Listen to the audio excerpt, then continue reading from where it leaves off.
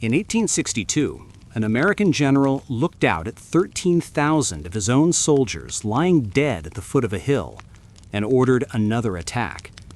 In 1916, a British general lost 57,000 men in a single morning, then wrote in his diary that the results were acceptable. In 1942, a general held 80,000 troops in his hands, nearly 3 times the size of the enemy force, and raised the white flag of surrender. These were not cowards, not madmen. They were rigorously trained, entrusted with power, and had in their hands everything needed to win. And yet they lost in ways so catastrophic that history cannot forget them, and should not. Because their failures were not merely military failures, they were human failures: stubbornness, delusion, the paralysis of indecision, and the most dangerous trap of all, believing you are right when everything around you is screaming that you are wrong. Today, we tell the stories of 10 such men, 10 generals, 10 disasters, and the lessons that the world purchased with millions of lives. We begin with number 1, a man whose name to this very day is spoken somewhere in the world every single day, not because of his victories, but because of his facial hair. Some people seem born not to lead armies, yet fate thrusts them into exactly that role at exactly the worst possible moment. Ambrose Everett Burnside was one such man. He was not wicked, not cowardly, not even lacking in personal courage, but he lacked something more important than all of those things: the ability to think like a supreme commander. Burnside was born in 1824 in Liberty, Indiana. At first glance, he was the kind of man who won people over immediately. Tall, composed, and sporting a distinctive style of facial hair that grew from his ears down to his chin, so unusual that posterity named the style sideburns or Burnsides after him. That is almost certainly the most enduring legacy he left to history.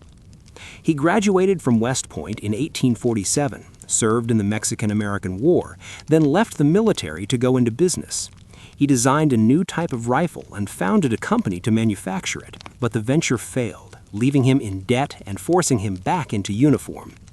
When the Civil War erupted in 1861, Burnside re-enlisted and rose to general's rank with surprising speed, partly because of his formal military education, partly because the Union Army was desperately short of experienced officers.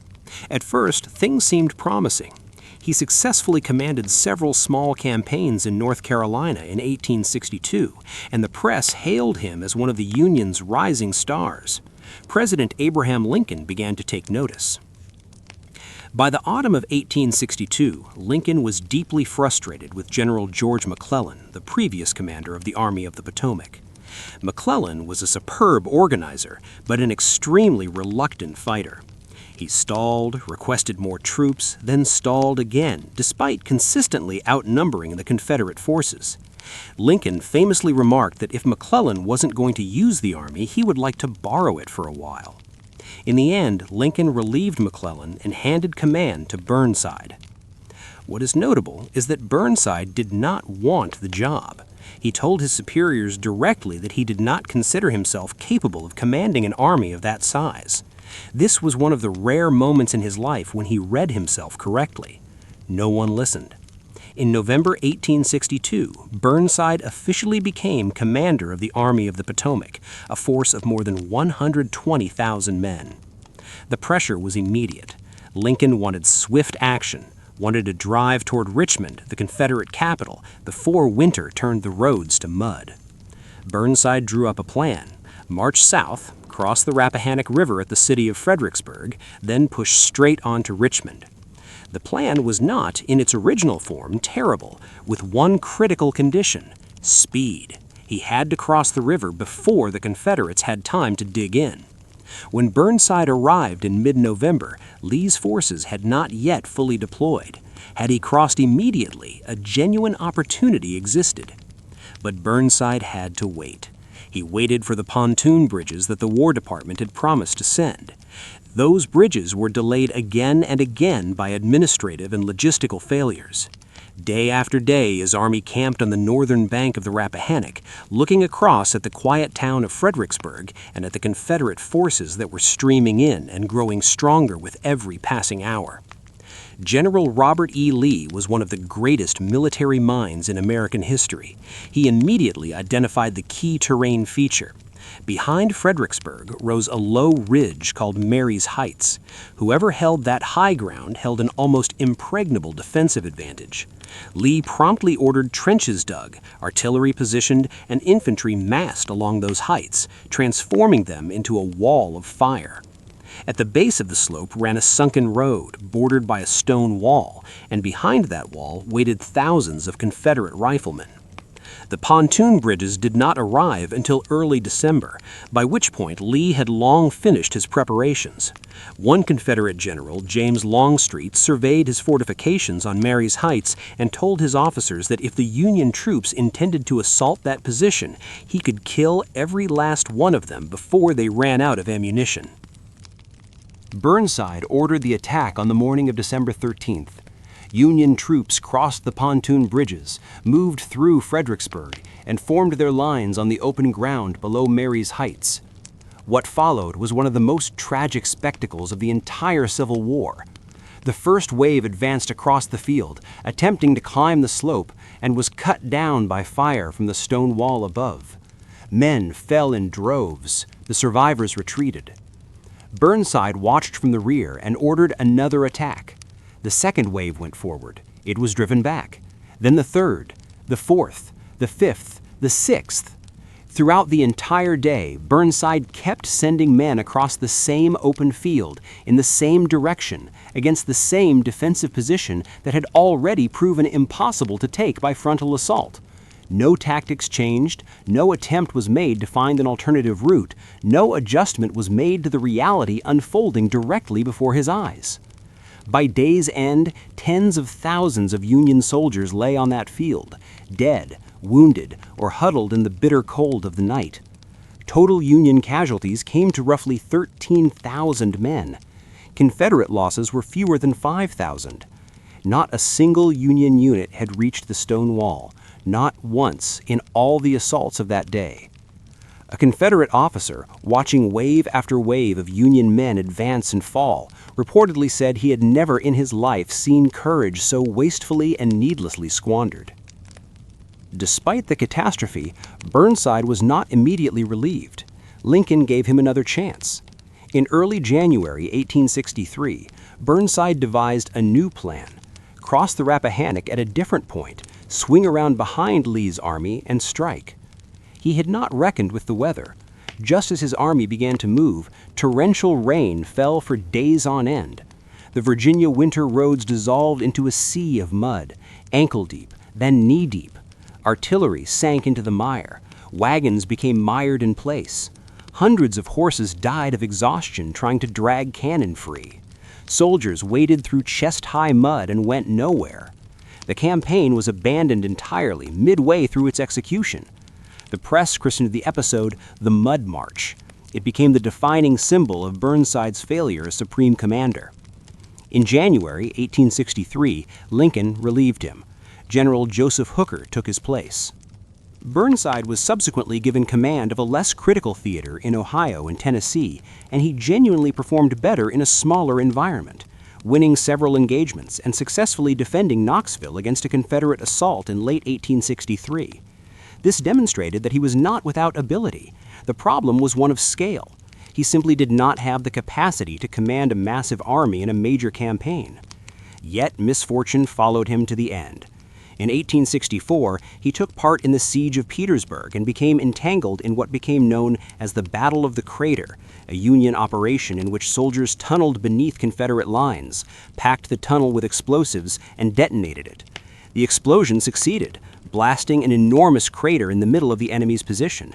It was a perfect opportunity to exploit. But the Union troops charged into the crater rather than around its edges. They became trapped inside and were shot down from the rim by Confederate soldiers firing from above. Disaster once again. Though Burnside had not personally issued the fateful order in this instance, he bore organizational responsibility for the operation and faced an inquiry afterward. He resigned in April 1865, just as the war was ending. Remarkably, after all those failures, Burnside enjoyed a highly successful post-war life. He returned to Rhode Island, was elected governor for 3 consecutive terms, and then was elected to the United States Senate, where he served until his death in 1881. He died respected and well-liked, remembered as an honest and decent public servant. History remembers him not as a capable general, but as a good man placed in the wrong position, and perhaps that is the true tragedy of Ambrose Burnside. He was not a bad man, merely the wrong man for the responsibility that history placed upon his shoulders in November 1862.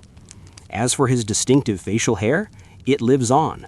Every time someone calls that style sideburns, they are unwittingly invoking the name of the general who sent 13,000 soldiers to a pointless death at the foot of a hill in Fredericksburg on a cold December day in 1862. Chapter 2. Douglas Haig, the general who did not know his men were dying. The most dangerous leader is not the ignorant one or the coward, but the kind who is intelligent enough to climb to the top, yet too rigid to change course when reality has laid bare his mistakes. Douglas Haig was the clearest embodiment of that type. He was by no means mediocre. He studied well and rose through the British Army on genuine merit. But when confronted with a war utterly unlike anything he had been trained for, he clung to his old ways of thinking, as though deliberately turning his back on reality. And the price of that stubbornness was not paid by him, but by hundreds of thousands of young soldiers. Douglas Haig was born in 1861 in Edinburgh, Scotland, into a family that had grown wealthy in the whiskey trade. He studied at Oxford before entering the Royal Military College, Sandhurst, the most prestigious officer training institution in Britain. He served across multiple theaters of the British Empire: Sudan, South Africa during the Boer War, India. In every posting, he left a favorable impression on his superiors.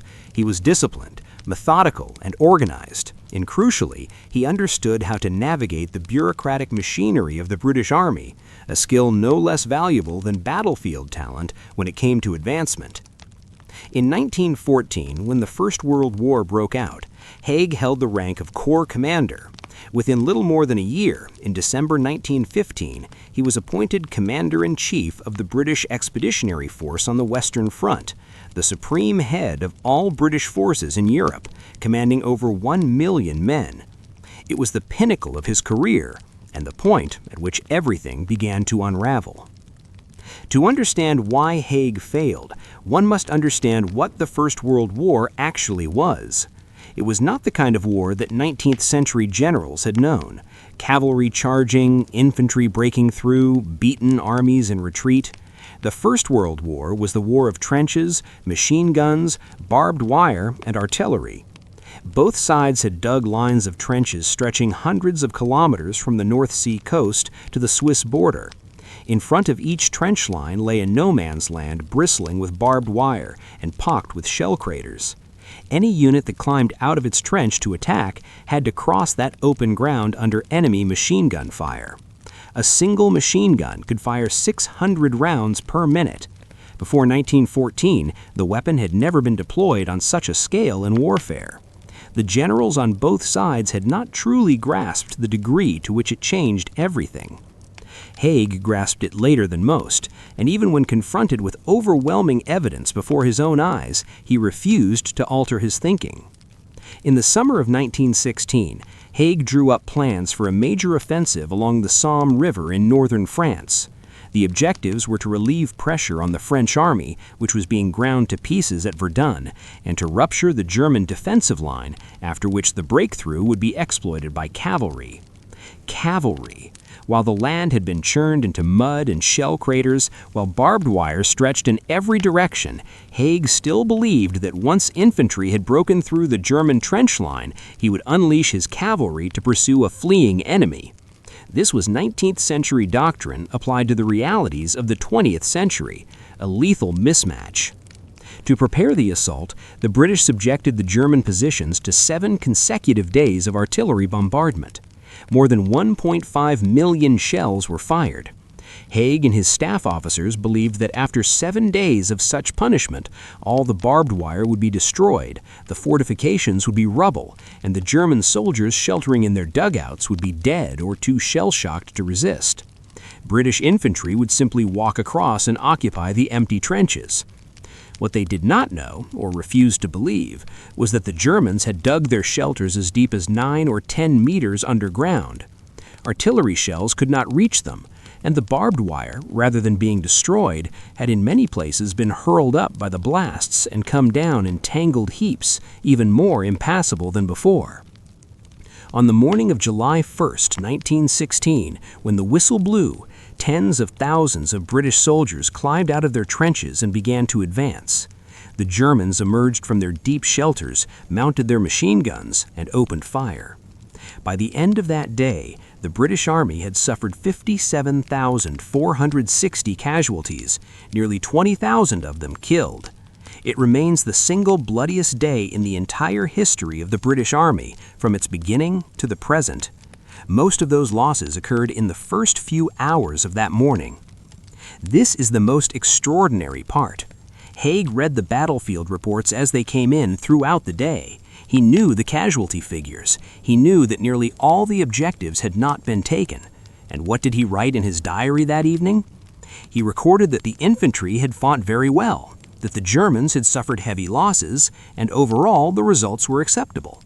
He made no mention whatsoever of the nearly 20,000 men killed in a single day. The Battle of the Somme did not end on July 1st. It continued for another 4.5 months, until November 1916. Throughout that time, Haig kept feeding troops into repeated attacks. Same tactics, same ground. When the campaign finally ended, the British and French forces had advanced on average roughly 8 kilometers. Total Allied casualties came to approximately 620,000. German losses were around 450,000. No strategic breakthrough had been achieved. 8 kilometers, over 1 million casualties, 4.5 months. If the Somme was Haig's greatest catastrophe, then Passchendaele, also known as the Third Battle of Ypres in 1917, came closest to outright madness. Haig intended to break through the German lines in the Flanders region of Belgium, drive to the coast, and cut off Germany's submarine bases. The plan looked sound on paper, but there was a problem that everyone knew about, yet no one apparently dared state plainly to Haig. The Flanders no-lands lie below sea level and are kept dry by an intricate drainage system built over centuries. Once artillery began firing, that system would be destroyed. On top of that, the autumn of 1917 brought unusually early and prolonged rainfall. The result was that the entire battlefield became a vast swamp. British soldiers were not simply fighting the Germans, they were fighting the mud. Mud waist deep, mud that swallowed rifles and barbed wire and men. Soldiers who slipped into shell craters filled with liquid mud drowned before anyone could pull them out. Artillery could not move. Wounded men could not be carried to the rear. Every step forward was an agonizing struggle against the earth itself. One of Haig's staff officers visited the front for the first time late in the campaign, took one look at the scene, and broke down in tears. He turned to the man beside him and said he had not known they were sending their soldiers to fight in conditions like these. The truth was that senior officers, Haig included, almost never went forward to the battlefield. They conducted the war from chateaus and country houses dozens of kilometers behind the lines, working from reports and maps. The Battle of Passchendaele lasted from July to November 1917. British forces advanced approximately 8 kilometers, a figure eerily identical to the Somme. Casualties? Roughly 275,000 British and Allied troops. And in the spring of 1918, the Germans counterattacked and recaptured most of what the British had won at that price over 3 months. This is a question historians have debated for over a century. Why did an intelligent man like Haig keep doing the same thing and expecting a different outcome? Part of the answer lies in the very system that produced him. Haig had risen through an army that valued conformity and consistency over creativity. He had learned that perseverance was the hallmark of a good commander, and he never grasped the distinction between principled resolve and ruinous obstinacy. Part of it lay in his genuine belief in the doctrine of attrition. He did not see his objective as achieving a strategic breakthrough. He saw it as killing as many Germans as possible, draining the enemy of manpower until they collapsed. The problem was that in trenched warfare, the attacking side invariably suffers far greater losses than the defending side. Haig's war of attrition was consuming his own men faster than it was consuming the Germans. And there was a subtler reason. Haig did not want to hear bad news. He surrounded himself with staff officers who consistently framed their reports optimistically. True casualty figures were softened. Failures were repackaged as temporary setbacks. And Haig, sitting in his chateau, read those reports and believed them. The men in the trenches did not call him Commander-in-Chief. They called him Butcher Haig. The name requires no further explanation. A story has been told many times. On one occasion, Haig's car passed a column of German prisoners being brought back from the front. He turned to his aide and asked who those men were. When told they were German prisoners of war, he nodded and drove on. He asked nothing further. He showed no interest in how the engagement had gone, or in how many of his own men had been lost. It may be nothing more than a legend, but it accurately captures the image Haig had in the eyes of his soldiers, a distant and cold figure, conducting the war from far away as though moving pieces on a chessboard, never truly seeing or feeling the cost that those pieces paid. In 1918, Germany launched its final great offensive, the Spring Offensive, and came very close to shattering the entire Allied line. Haig, facing for the first time the genuine prospect of total defeat, issued a famous order known as the Backs to the Wall Dispatch, calling on every man to fight to the last. The Allies held and then counterattacked successfully through the summer and autumn of 1918, leading to the armistice of November 11, 1918.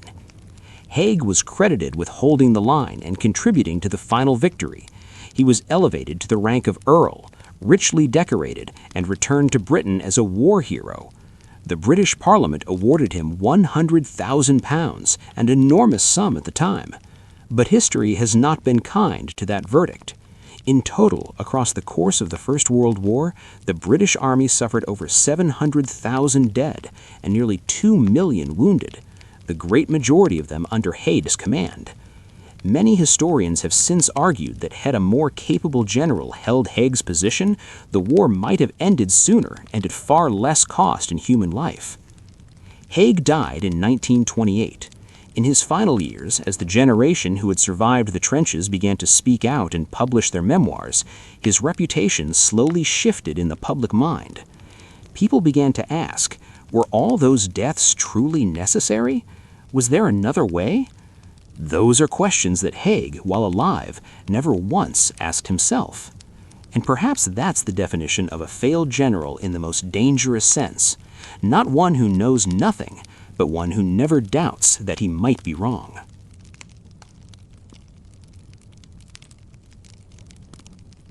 Chapter 3. Luigi Cadorna, the general who punished his own men.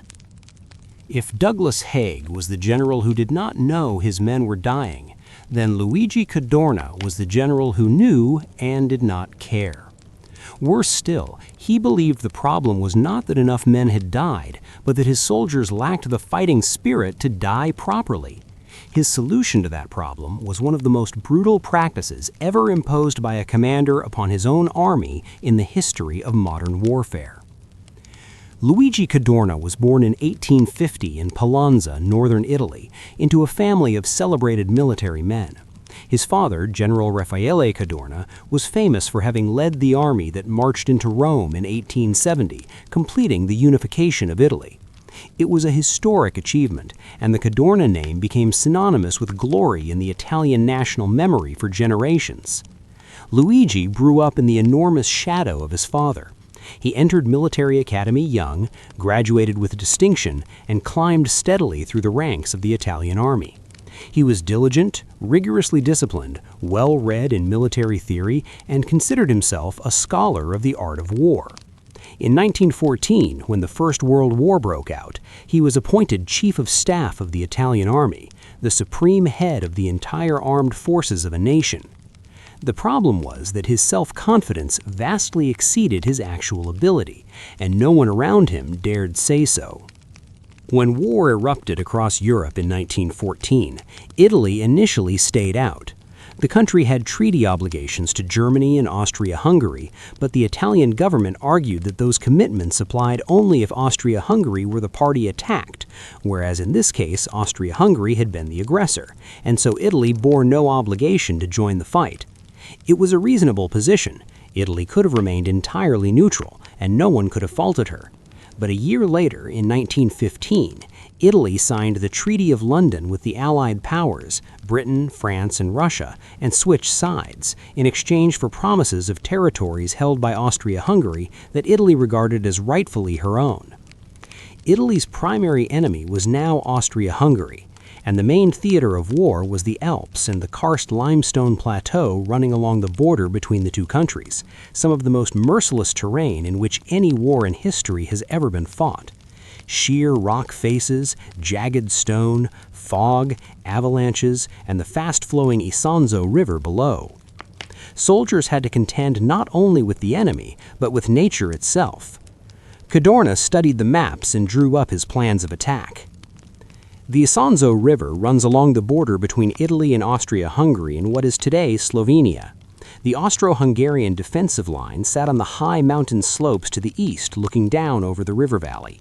To attack, Italian troops had to cross the river, climb steep rocky hillsides, breach barbed wire and fortified trenches, all within direct range of Austrian artillery and machine guns positioned on the heights above. Cadorna ordered the attack. The first assault failed. Cadorna ordered another attack. The second failed, then the third, then the fourth, and so it went. From 1915 to 1917, Cadorna launched a total of 11 offensives along the Isonzo River. 11 times Italian troops climbed out of their trenches, attempted to cross the river, tried to scale sheer rock faces under fire from Austrian positions above, and were driven back to their starting point. 11 times the outcome was the same in every essential respect, only the casualty figures grew larger. After 11 battles of the Isonzo, the Italian army had suffered approximately 300,000 dead and over 700,000 wounded or captured. Whatever ground was taken, if any, was typically a matter of a few kilometers, soon lost again in the next counterattack. No strategic breakthrough was ever achieved. What made these battles particularly pitiless was not merely that they failed, it was that they failed in exactly the same way, for exactly the same reasons, time after time. Cadorna did not change his fundamental tactics. He changed only one thing. He punished the soldiers who survived. This is the darkest and most extraordinary aspect of Cadorna's command. When Italian units were repulsed, when attacks failed, Cadorna did not ask why the tactics had gone wrong or whether the orders to attack had been sound. He concluded that the reason for failure was the cowardice and indiscipline of his men. And his remedy for that was a practice people assumed was buried with the Roman Empire 2,000 years earlier, decimatio, or decimation. In the ancient Roman army, when a unit was found guilty of cowardice or mutiny, its soldiers were divided into groups of 10.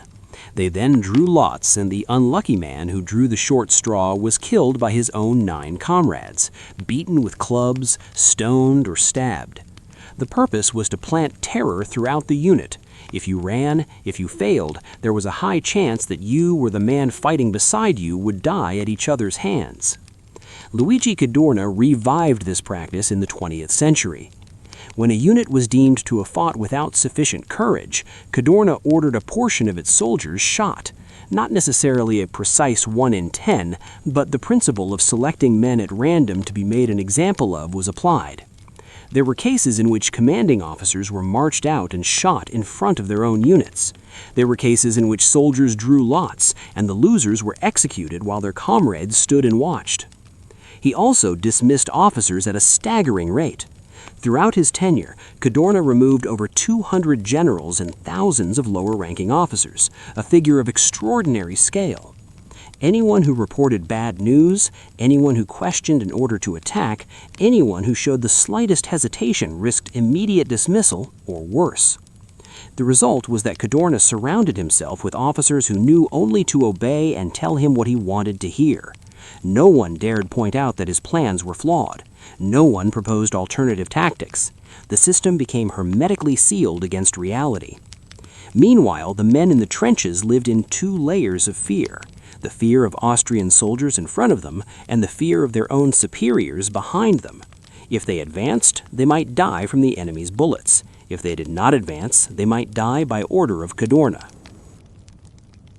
To grasp the full cruelty of this situation, it is worth pausing to consider who the ordinary Italian soldier actually was.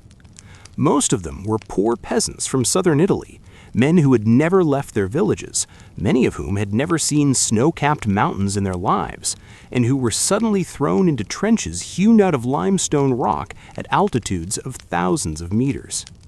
In winter, the cold was severe enough to freeze weapons solid. In summer, the sun blazed on bare rock with no shade anywhere. Drinking water had to be carried up from the valley below because there was no source on the heights. Food was chronically scarce. Many of them did not understand why they were there. The territories the government had promised to reclaim from Austria-Hungary were an abstract concept to a peasant who had never studied geography. All they knew was that they were on a mountain, frozen and hungry, and that any morning might bring an order to climb out of their hole and run into machine gun fire. And if they were lucky enough to survive and come back from a failed assault, they faced the possibility of being executed by their own general's command. Rates of desertion and low-level insubordination in the Italian army grew steadily over time.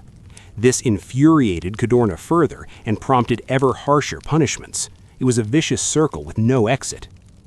By the autumn of 1917, after 2.5 years of fighting and 11 failed offensives along the Isonzo, the Italian army was exhausted to its very core. Morale had reached a low point without precedent. Soldiers no longer trusted their commanders, no longer understood what they were fighting for, and had begun to wonder if anything would ever change. The Germans saw their opportunity. They sent reinforcements and specialists to support the Austro-Hungarian forces, and together they planned a new offensive, this time using tactics utterly unlike anything Cadorna was accustomed to facing. Rather than launching massive frontal assaults in the old manner, the German-Austrian forces employed Sturmtruppen tactics, small, fast-moving infantry units that infiltrated deep into the enemy's lines through weak points, bypassed fortified positions rather than attacking them head-on, then struck from the rear. These tactics had been tested and refined by the Germans over 2 years of war, and they were devastatingly effective against an army already ground down and demoralized. In the early hours of October 24, 1917, the battle began at Caporetto, a small town in what is today Slovenia. The German-Austrian forces first fired chemical shells at Italian artillery positions and communications nodes, severing the command nervous system. Then the storm infantry poured through the gaps in the Italian line. The Italian front did not crumble in sections, it collapsed entirely. Italian soldiers began to run, not an organized withdrawal, a chaotic rout. Tens of thousands threw down their rifles, shed their uniforms, and vanished into the crowds of civilian refugees fleeing the area. Entire divisions dissolved within hours. Over the following 10 days, the German-Austrian forces advanced more than 150 kilometers into Italian territory, a pace of movement unprecedented on the Western Front or anywhere else in the war. More than 10,000 Italian soldiers were killed, around 30,000 were wounded, and the most staggering figure, nearly 300,000 were taken prisoner. On top of that, hundreds of thousands simply deserted and went home. It was one of the swiftest and most complete Allied military collapses of the entire First World War. In the months leading up to Caporetto, the Italian government had received a steady stream of reports on the army's deteriorating condition, collapsing morale, simmering insubordination, soldiers who no longer wanted to fight. but Cadorna had consistently dismissed those reports and assigned blame to incompetent subordinate officers or cowardly troops. The government, partly out of deference to his authority and partly because no one strong enough existed to replace him, had chosen to look away. Caporetto was the breaking point. On November 8, 1917, 2 weeks after the catastrophe, Cadorna was relieved of command. He was replaced by General Armando Diaz, a man of an entirely different leadership disposition, who made rebuilding the army's morale his first priority rather than punishing it. Cadorna left headquarters, but not quietly. Just before his dismissal, he issued a public communiqué placing the entire responsibility for Caporetto on his own soldiers, calling them cowards unworthy of wearing the Italian uniform. It was the final act of a man who had never once, in all his years of command, looked in the mirror and asked himself where he might have been wrong. Remarkably, after the First World War, Cadorna faced no serious legal or political consequences. A commission of inquiry was established to examine the Caporetto disaster, and it found him primarily responsible.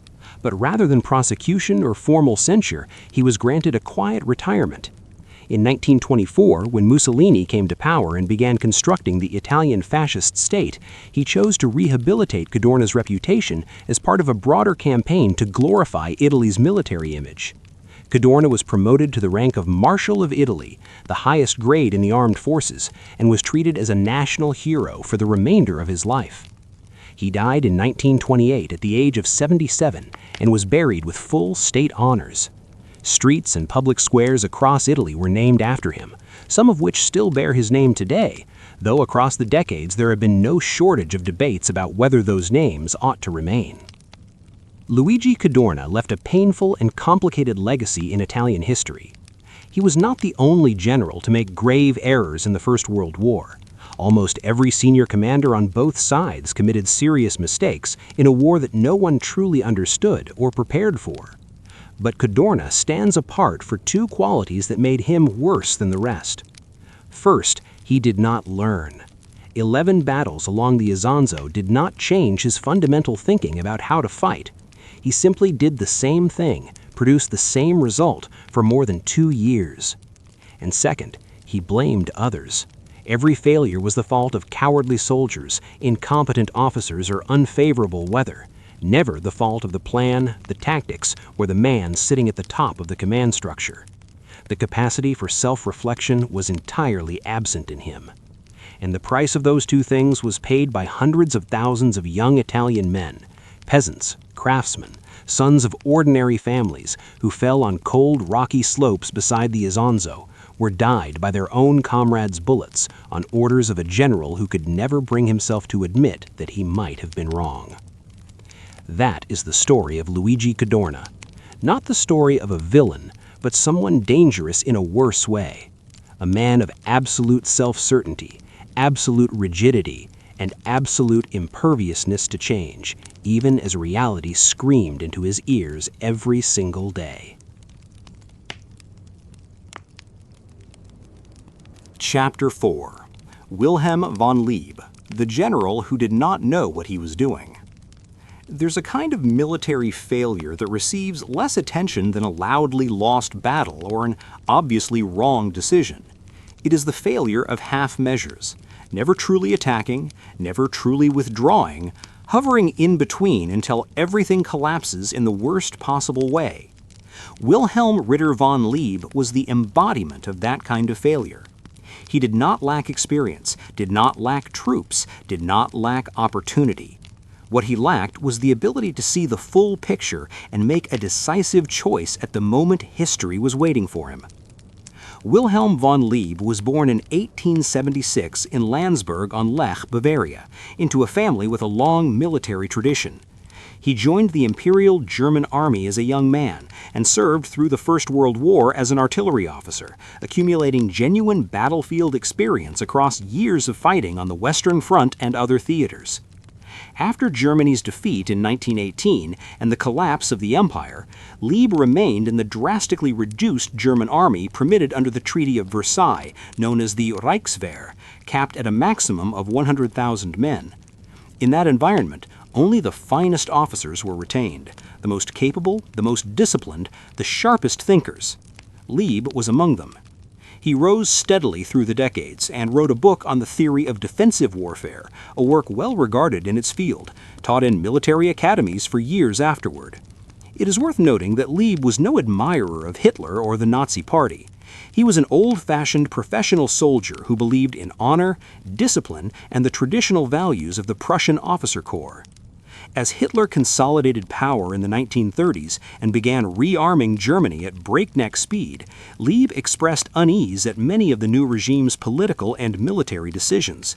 He did not hide his skepticism, which made him unpopular with the political leadership above him. Nevertheless, when the Second World War began in 1939 and Germany overran Poland, then in 1940 swept through France and Western Europe, Leeb took part and carried out his assigned tasks without serious error. He was not a central figure in those lightning victories. That glory belonged to the names like Rommel, Guderian, and Manstein, but he committed no grave mistakes either. He was promoted to Field Marshal in July 1940 as part of a general elevation of senior German commanders following the fall of France. Then, June 1941 arrived, and everything changed. On June 22, 1941, Germany launched its invasion of the Soviet Union in an operation codenamed Barbarossa, the largest military campaign in the history of modern warfare, with over 3 million German and Axis troops crossing the border along a front stretching more than 2,900 kilometers. Hitler's plan was to destroy the Soviet Union within a matter of months, before winter came. German forces were divided into 3 massive army groups advancing along 3 separate axes. Army Group Center drove straight towards Moscow. Army Group South pushed down into Ukraine and the fertile agricultural lands to the south. And Army Group North, under the command of Wilhelm von Leeb, advanced to the northeast through the Baltic states with Leningrad as its ultimate objective. Leningrad, the city named for Lenin, the second largest city in the Soviet Union, the birthplace of the Bolshevik Revolution of 1917, the Soviet gateway to the Baltic Sea, an industrial center housing hundreds of factories, and a spiritual symbol for the entire nation. Hitler wanted the city not merely captured, but annihilated, erased from the map. He called it the poisonous nest of Bolshevism and ordered that when German forces arrived, no surrender was to be accepted. The city was to die. This was Leeb's mission: march to Leningrad and kill it. In the opening weeks, Army Group North advanced at an impressive pace. Soviet forces in the Baltic states, Estonia, Latvia, Lithuania, were caught off guard and rapidly fell apart. German armored units raced hundreds of kilometers, encircling and destroying pockets of resistance, taking tens of thousands of prisoners. By late August 1941, barely 3 months after the campaign began, Leeb's forward elements had reached the outskirts of Leningrad. They could see the city's tall buildings in the distance. Geographically, they had nearly accomplished their mission. And this was when everything began to go wrong. When German forces drew up to the edges of Leningrad, they confronted a fundamental strategic question. How does one actually take a city of this size? A direct assault on a major city of millions of inhabitants is an extraordinarily costly and difficult undertaking. Urban warfare consumes troops faster than almost anything else. Every street, every building, every floor can become a small fortress. Leningrad at that moment was being frantically fortified. The entire civilian population had been mobilized to dig anti-tank ditches, construct defensive works, and transform every city block into a strong point. But what about a siege? If all supply routes into the city were completely cut off, the city would gradually run out of food, ammunition, and the means to resist, until it was forced to surrender. This was a classic siege strategy that had been used since the Middle Ages. The problem was that either option required a clear commitment and sufficient resources. A direct assault demanded a massive concentration of forces and an acceptance of heavy short-term losses. A siege demanded enough troops to keep the encirclement hermetically sealed over a prolonged period, and during that time, those troops could do nothing else. Hitler and Leeb never made a firm decision either way. They drifted in between. In September 1941, Hitler ordered the armored and motorized divisions to be withdrawn from the Leningrad sector and redirected to support the drive to Moscow. This was Hitler's decision, not Leeb's, but Leeb acquiesced and did not push back with sufficient force. The result was that Army Group North no longer had the strength to assault the city directly, yet was still required to maintain the encirclement. They sat there and waited, while inside the city, a catastrophe of immense proportions was unfolding. To grasp the scale of the disaster that Leeb's indecision helped create, one must look at what actually happened inside Leningrad during nearly 900 days of siege. The city held approximately 3 million people when the encirclement began. Road and rail links to the outside world were severed. The only supply route was across Lake Ladoga, by boat in summer and by truck across the frozen lake surface in winter, a fragile lifeline the Soviets called the Road of Life. But however hard the Soviets strained that lifeline, the volume of supplies it could carry was never enough to feed 3 million mouths. The winter of 1941-42 was the worst. Civilian food rations were cut to levels almost beyond comprehension, 125 grams of bread per day at the lowest point. A thin sliver of bread, nothing more. People ate whatever could be eaten: boiled leather, carpenter's glue dissolved into soup, weeds, tree bark. The dead lay in the streets where they had fallen. Families locked themselves inside unheated apartments because coal and firewood had also run out and died of cold alongside one another. There are stories from those months that one hesitates to recount plainly because they are so harrowing. Mothers who concealed the bodies of their dead children for several days in order to continue claiming their bread rations. Children who collected corpses from the street to use for fuel. This was the reality of Leningrad in the winter of 1941-42, when temperatures dropped to minus 40 degrees and people were dying at the rate of thousands a day. The total number of civilians who perished across the entire siege, which lasted from September 1941 to January 1944, is estimated at between 800,000 and over 1 million people. Most died of starvation and cold, not bombs or shells. It stands as one of the greatest humanitarian catastrophes in human history, and it came about not through a single fierce battle, but through a siege that dragged on for nearly 3 years. That siege endured not because Leeb was strategically brilliant, but because he did nothing decisive to end it. The Soviets did not accept their fate passively. They attempted to break through the encirclement multiple times, but in the first year all such efforts failed. The German forces, though not numerous enough to storm the city, were strong enough to prevent relief from outside. This was precisely the trap that the indecision of German strategy had created. They were too weak to end the siege quickly by taking the city, yet strong enough to prevent the Soviets from lifting it. The result was that both sides were locked into a situation neither had wanted. The Germans forced to commit hundreds of thousands of soldiers to maintaining an encirclement that went nowhere, while the people of Leningrad died a little more each day.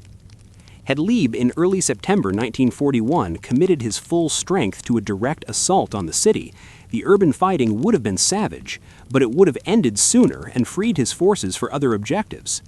Had he persuaded Hitler to let the siege work on its own terms and concentrated on a solid outer defensive perimeter, at least there would have been a coherent strategy.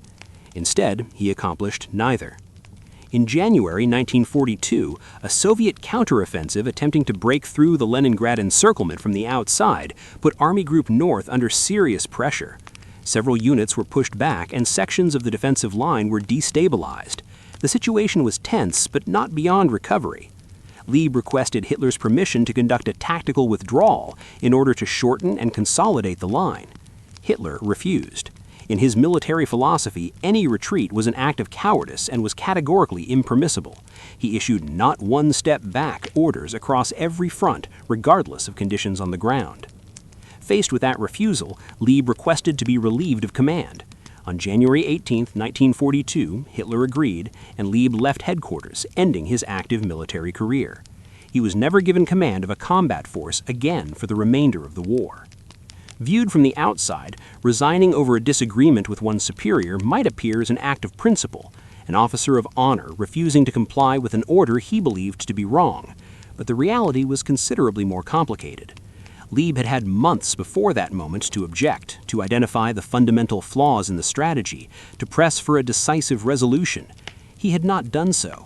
He resigned only when he found himself unable to have his way on a single limited decision, and by that point the enormous cost had already been paid. When Germany surrendered in 1945, Leeb was captured by American forces and brought to trial at Nuremberg, not in the main proceedings, but in one of the subsequent trials convened specifically for senior German commanders, known as the High Command Trial. He was charged with war crimes, specifically in connection with the Commissar Order, Hitler's directive requiring the summary execution of all captured Soviet political commissars without trial. Leeb was found guilty of having known about this order and allowing it to be carried out within his area of command, though he argued he had opposed it from the outset. He was sentenced to 3 years in prison, but as he had already been in custody for 3 years since his capture in 1945, he was released immediately upon sentencing in 1948. He spent his final years in Bavaria, writing his memoirs, and died in 1956 at the age of 79. Wilhelm von Lieb's place in military history is not that of a monster or a fool. He was educated, experienced, and by many of the standards of his era, a respectable officer.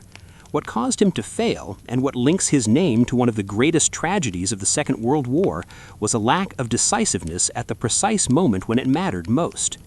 When he stood before Leningrad in the autumn of 1941, he needed to do something unambiguous, either attack with full force, or persuade his superiors to change the strategy, or refuse the mission from the outset. Instead, he stopped where he was, neither advancing nor withdrawing, and allowed the siege to stretch into nearly 900 days of hell for millions of human beings. In war, as in life, inaction can sometimes cause greater harm than a wrong action. Burnside ordered the wrong attack. Haig kept attacking despite knowing it was futile. Cadorna punished his own soldiers. All of these were active choices, even if catastrophically wrong ones. Leeb was different. He never did enough to change the situation, and in the void that his indecision created, more than 1 million people died. That is the most costly and painful lesson that the story of Wilhelm von Leeb leaves behind, that standing in the middle is not always the safe choice, and that sometimes failing to decide is more dangerous than deciding wrongly. Chapter 5. George McClellan, the greatest general who never really fought. Some people are born with everything required to be great. Intelligence, good looks, the admiration of those around them, rigorous training, and a natural gift for organization, yet lack the one thing that matters most. In George Brinton McClellan's case, that missing quality was courage. Not courage under fire. He had no fear of dying on the battlefield, but the courage to make decisions, the courage to act without total certainty, the courage to accept risk as every general must if he intends to win. McClellan had everything a great general needed except for actually being one. George McClellan was born in 1826 in Philadelphia, Pennsylvania, into an educated middle-class family. From childhood, he showed exceptional intelligence. He entered West Point at 15, 2 years younger than most of his classmates, and graduated in 1846, second in his class with a brilliant academic record. Immediately after graduation, he was sent to serve in the Mexican-American War, where he made a strong impression on senior officers with his courage and sharp tactical mind. General Winfield Scott, the supreme commander of the American Army at the time and one of the most celebrated generals in American history, took particular notice of this gifted young officer. After the Mexican War, McClellan continued his service, was sent to Europe to observe the Crimean War between Russia and the Anglo-French Ottoman coalition in the mid-1850s, and returned with a detailed and perceptive report that was highly regarded in military circles. He also designed a new style of saddle, the McClellan saddle, which the U.S. Army went on to use for decades afterward. In 1857, he left the military to work in the railroad industry, rising quickly to the position of chief executive of a major railroad company with a substantial salary. He was an excellent organizer and manager, well liked by his employees and trusted by shareholders. Looking at that biography, one sees a man of seemingly perfect credentials, and therein lay the problem. In April 1861, the first shots of the American Civil War were fired at Fort Sumter. The Southern states declared their secession and formed the Confederacy, and President Abraham Lincoln called on the Northern states to furnish volunteers to suppress the rebellion. McClellan was recalled to service with the rank of Major General, second in seniority only to General Winfield Scott within the entire Union Army. He was given command of forces in Ohio and promptly achieved several small successes in western Virginia, where Confederate forces were not yet strong enough to offer effective resistance. The Northern press, starved for good news after the humiliating defeat at Bull Run, where Union troops had been routed and fled in disorder back toward Washington, immediately elevated McClellan to the heavens. They called him the young Napoleon of America. They ran his portrait on the front page. They published editorials hailing him as the savior the North had been waiting for. In July 1861, McClellan was summoned to Washington and appointed commander of the Army of the Potomac, the principal Union force responsible for defending the capital and carrying the main burden of defeating the Confederacy. A few months later, when General Scott retired, McClellan became general-in-chief of the entire Union Army. He was 34 years old. He stood at the pinnacle of military authority in a nation at war, and from that point forward, he did almost nothing. One thing about McClellan must be honestly acknowledged. He was the finest organizer the Union Army ever had. When he took command of the Army of the Potomac, it was in a state of near chaos. Fresh volunteers, untrained, poorly equipped, lacking discipline, their morale shattered by Bull Run. McClellan transformed all of that. He established rigorous training regimens, built meticulous supply systems, ensured his soldiers had adequate clothing, food, weapons, and ammunition. He created a clear command structure with rational lines of authority. He visited his units regularly, met with his men, talked with them, and the soldiers adored him. They called him Little Mac with genuine affection. When he rode through the camps, the men cheered him as though it were a celebration. They believed in him completely.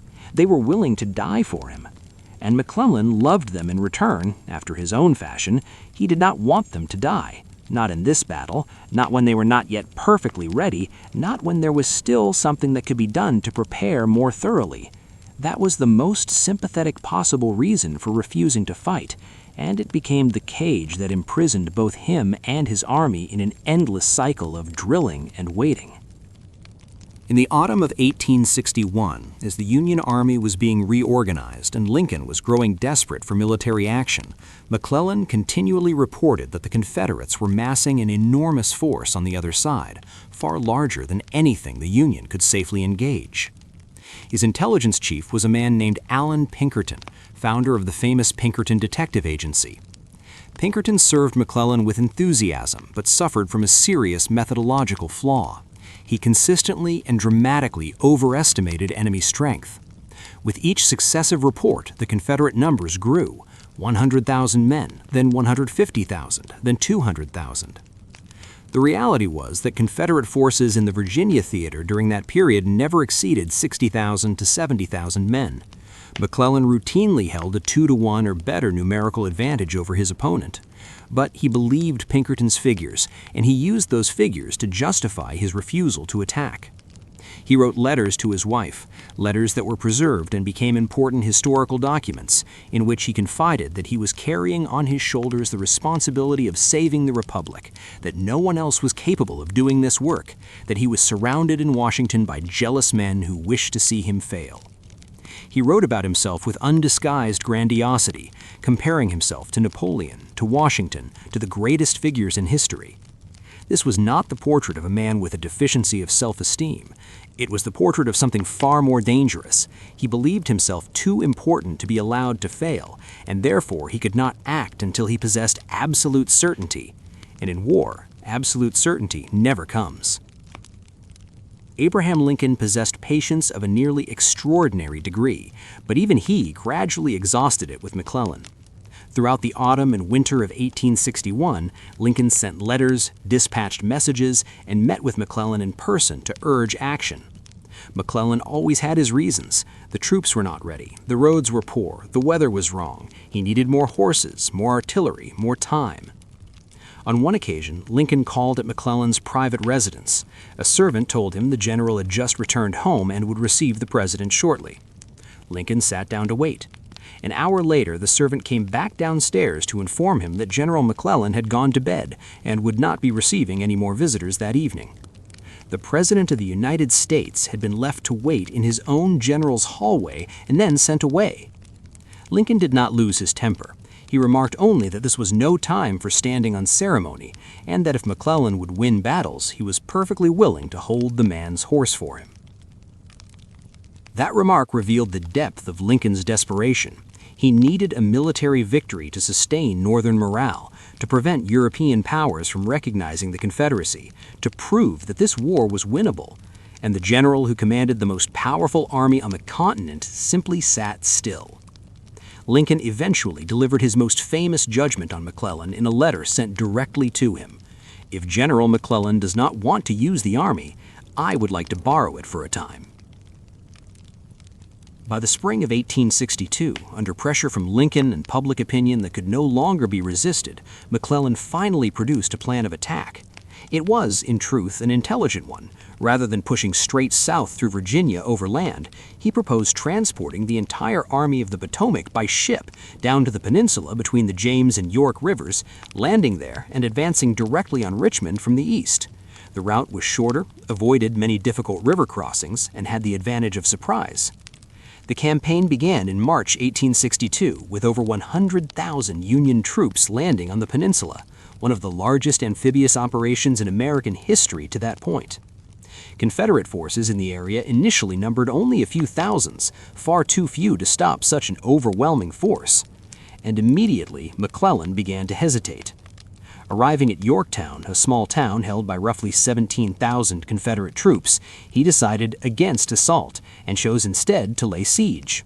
He spent a full month hauling heavy artillery ashore from his transports, establishing gun emplacements, and preparing for a major bombardment.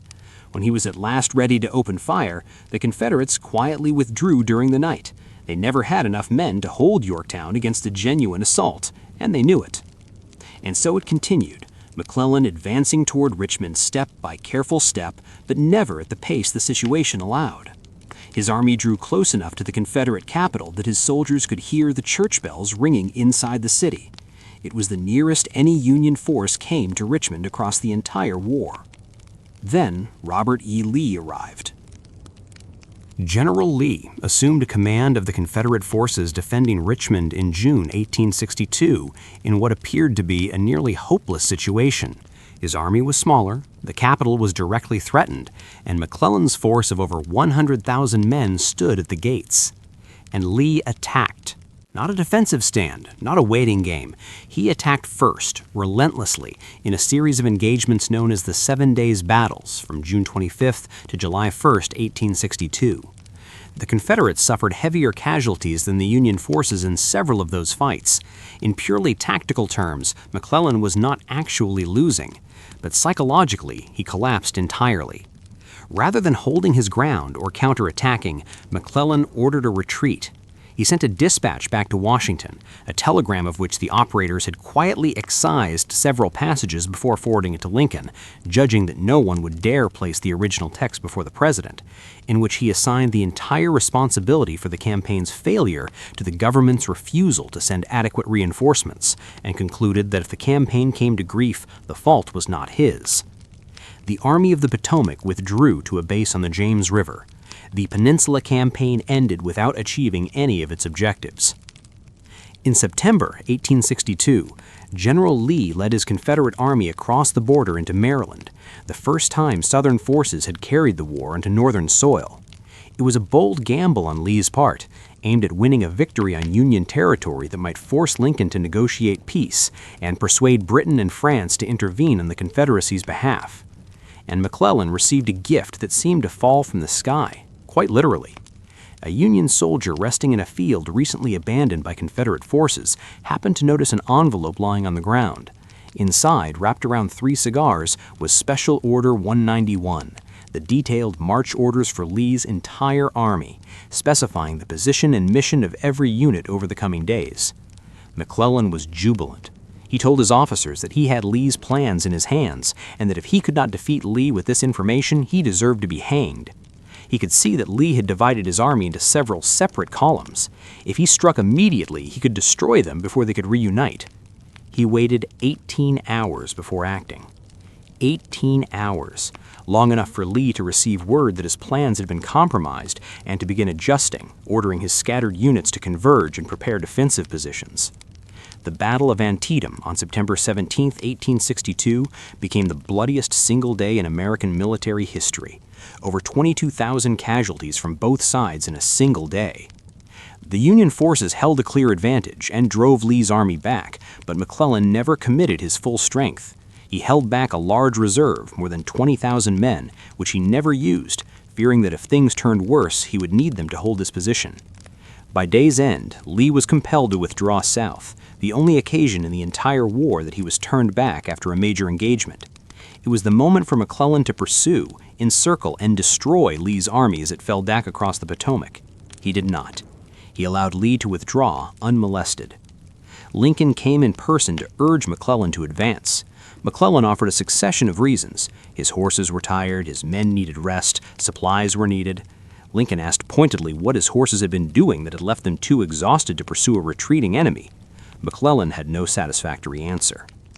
In November 1862, Lincoln relieved McClellan of command for the second and final time. He never led a combat force again. McClellan's story did not end there. In 1864, as the war moved towards its decisive phase, the Democratic Party nominated him as their presidential candidate to run against Lincoln in the November election. The Democrats campaigned in a platform of negotiated peace with the South, ending the war even if that meant accepting Southern secession. McClellan, though not entirely in agreement with that position, accepted the nomination. He lost to Lincoln by a margin that was anything but close. Lincoln won 55% of the popular vote and dominated the Electoral College.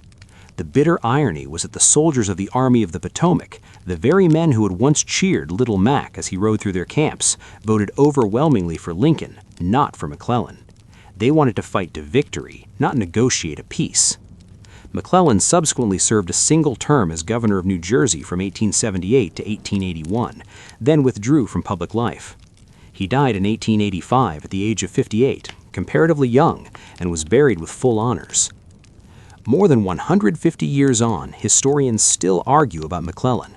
Some defend him, pointing out that he built the Army of the Potomac from wreckage into a genuine fighting force, that not every failure can be laid entirely at his door, that his caution sometimes spared the Army from catastrophes even greater than those it suffered.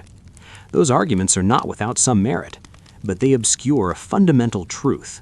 A general is not judged by how he builds an army, but by what he does with it. And McClellan, commanding over 100,000 men, backed by the resources of a powerful industrial economy, holding a clear numerical advantage on nearly every field he contested, did not accomplish what his mission demanded of him. He did not lose because his enemy was stronger. He did not lose because he lacked troops or weapons. He lost because in his own mind, the enemy was always more powerful than it actually was, the risks always larger than they needed to be, and the right moment to act always tomorrow rather than today. The story of George McClellan is a warning about a very particular and very dangerous kind of talent, the talent for producing the appearance of greatness without its substance. He could build a magnificent army. He simply never knew what to do with it once it was built. And in war, as in life, a fine thing left unused is worth no more than not having it at all. Chapter 6. Arthur Percival, the general of the fortress that was never impregnable. In the history of warfare, some defeats occur because the enemy is too powerful, because of unavoidable misfortune, because of objective circumstances beyond anyone's control. And then there are defeats that, looking back, leave you shaking your head and wondering how everything could have gone so catastrophically wrong. Arthur Ernest Percival's defeat at Singapore in February 1942 belongs to the second category, a disaster forged from a toxic combination of delusion, indecisiveness, and the price of never truly confronting reality. Churchill called it the worst disaster and the greatest capitulation in the entire history of Britain, and he was not exaggerating. Arthur Percival was born in 1887 in Espendon, Hertfordshire, England, into an ordinary family. He did not come from an elite military lineage, nor did he have any particular family connections within military circles. His path to the rank of general was the path of a diligent man who accumulated experience gradually over decades of service in difficult conditions across many parts of the world. He fought in the First World War and built a reputation as a brave and capable officer at the regimental level, the tactical level, where he directly commanded a few hundred to a few thousand men in specific engagements. He received numerous decorations and was highly regarded by his superiors for his dedication and discipline. After the First World War, Percival served in Ireland during the Irish War of Independence, then in Nigeria, then through various staff positions. He attended the Staff College and the Imperial War College, accumulating the qualifications and credentials that an officer needed to advance in the peacetime British Army. In 1936 and 1937, he had served in Malaya itself, the peninsula in southern Asia where Singapore sits at its southernmost tip, as a staff officer. During that time, he wrote a detailed report on Malaya's defensive capabilities against an attack from the north, through the Malay Peninsula from Thailand. That report accurately described serious vulnerabilities in the defensive system and recommended necessary measures. That report was filed away in a drawer, and nothing was ever done about it. In 1941, Percival was appointed General Officer commanding British forces in Malaya, the man responsible for defending the entire peninsula and Singapore. He returned to the very place he once warned was vulnerable to attack, tasked with defending it against the exact threat he himself had clearly described years before. To understand the Singapore disaster, one must understand what Singapore was considered to be in the eyes of the British and the wider world at the time. Singapore was a small island at the southern tip of the Malay Peninsula, separated from the mainland by only a few hundred meters across the Johor Strait. It was the most important naval port of the British Empire in Asia, the gateway controlling the sea lanes connecting the Indian Ocean to the Pacific, where British warships could be based to protect the entirety of Southeast Asia and the Pacific. The British had invested enormously in Singapore's fortress system, massive 15-inch naval guns, each weighing dozens of tons, installed facing south and east toward the sea. They were designed to annihilate any naval fleet that dared approach through the straits. The total cost of constructing this entire defensive system ran into tens of millions of pounds, an astronomical sum at the time. The British and world press called Singapore the Gibraltar of the East, comparing it to Gibraltar, Britain's fortified stronghold at the mouth of the Mediterranean that no one had ever captured. Singapore was described as impregnable, the most solid anchor of the British Empire in Asia. There was one small problem with that myth. Every one of those enormous guns faced out to sea, looking southward. No one had built serious fortifications to the north, on the landward side, the side from which an enemy would have to come if attacking down the Malay Peninsula. The official reasoning was that the dense jungle terrain of the Malay Peninsula was considered a sufficient natural obstacle to stop any army wishing to advance southward. Thick, tropical jungle, no roads, impossible to move tanks and artillery through. That was the common wisdom among British military planners. Any enemy wishing to attack Singapore would have to come by sea, and Singapore's guns would sink them. Percival knew that reasoning had a flaw. His own 1937 report had said so. But when he arrived to take up his command in 1941, he did not push hard enough to change that state of affairs. General Tomoyuki Yamashita of Japan received his orders to capture Malaya and Singapore in late 1941. He was one of Japan's most gifted commanders, later nicknamed the Tiger of Malaya, though he only received that epithet afterwards, once his victory had become the stuff of legend.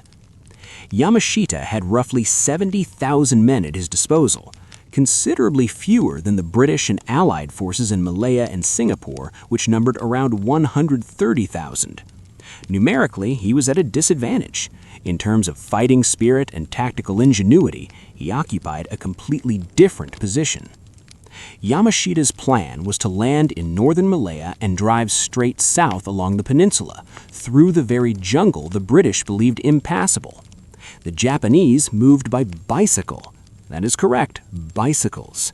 Thousands of bicycles were requisitioned from towns along the way, allowing Japanese infantry to move far faster than anyone thought possible in that terrain, without needing good roads, without burning fuel, without making much noise.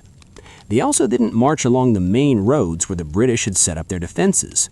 When they encountered a fortified position, they simply looped through the jungle and appeared behind it. Every British defensive line could be neutralized in this manner because no defensive line stretched wide enough to cover the full breadth of the peninsula. The jungle was too vast, the troops too few. On December 8, 1941, just hours before the attack on Pearl Harbor on the other side of the date line, Japanese forces landed in northern Malaya. The British retreat began that day and never stopped. Within 60 days, the Japanese advanced from the northern tip of the Malay Peninsula all the way to Singapore, more than 1,000 kilometers, dislodging British forces from one defensive position after another. Percival attempted to organize resistance, but he faced a fundamental problem that no organizational skill could remedy. His troops had not been trained or prepared for this kind of jungle warfare. Many units, particularly those that had recently arrived from India and Australia, with no time to acclimatize to the terrain, collapsed when struck by Japanese forces attacking from unexpected directions. Throughout the entire retreat, Percival made a series of questionable decisions. He rejected proposals from subordinate officers who wanted to establish firm defensive lines at several geographically favorable positions, arguing that stopping to defend would sap fighting morale. A strange logic when the reality was that continuous retreat was precisely what was destroying morale. He spread his forces too thinly across too wide a front instead of concentrating at key points. And he consistently underestimated the speed of the Japanese advance. Each time he drew up a new defensive plan, the Japanese were already there before the plan could be implemented. On January 31, 1942, the last British unit withdrew across the causeway linking the Malay Peninsula to the island of Singapore.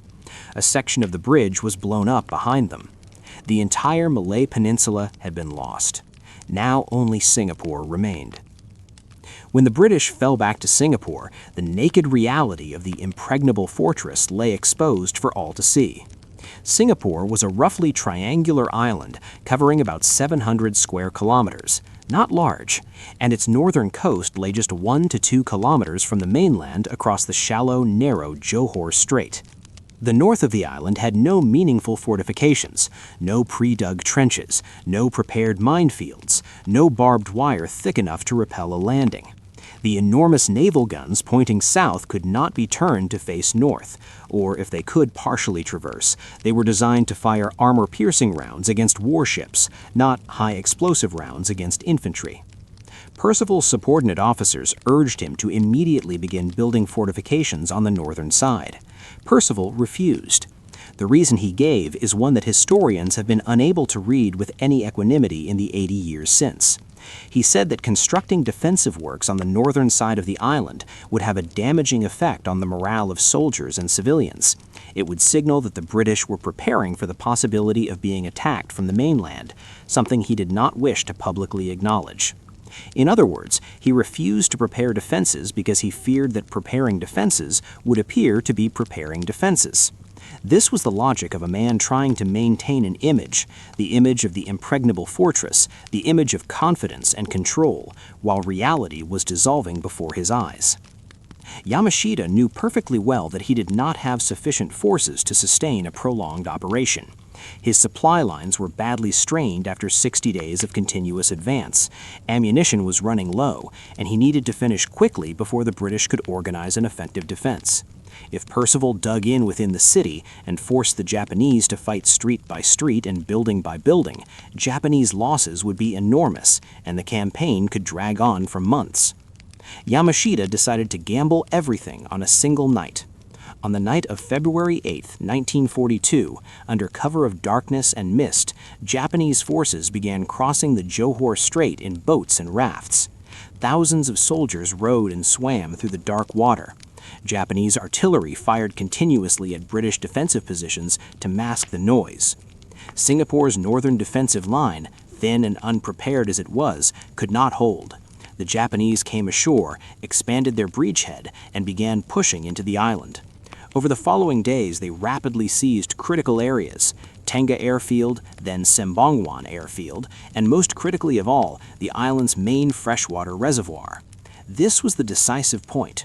Singapore had no sufficiently large natural freshwater source of its own.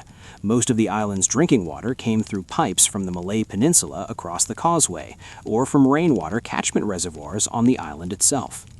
When the Japanese took control of the reservoir area, Singapore suddenly faced the prospect of running out of water within days. On February 15, 1942, just 7 days after the Japanese landed on the island, Percival convened a meeting with his subordinate commanders. The situation was laid out: ammunition running low, water running low, casualties mounting, morale collapsing. But here is what history has recorded and no one can erase. At the moment Percival decided to surrender, the British and Allied forces at Singapore still numbered approximately 85,000 men, against roughly 30,000 to 35,000 Japanese troops pressing the attack. The ratio of defenders to attackers was nearly 3-to-1, a ratio that classical military theory has generally regarded as sufficient for a successful defense. Yamashita, for his part, was in an extremely precarious position. His forces were advancing, but taking heavier casualties than anticipated. Artillery ammunition was nearly exhausted. If Percival mounted a serious urban defense of Singapore City, the Japanese could find themselves bogged down in a prolonged, blood-soaked street battle that they lacked the strength to sustain. Yamashita knew this, and he decided on the most audacious gamble of the entire campaign. He sent Percival an ultimatum demanding immediate, unconditional surrender, threatening an all-out assault if refused. The ultimatum was written in a tone of absolute confidence, betraying nothing of the Japanese forces' actual dire condition. Percival read the ultimatum and surrendered.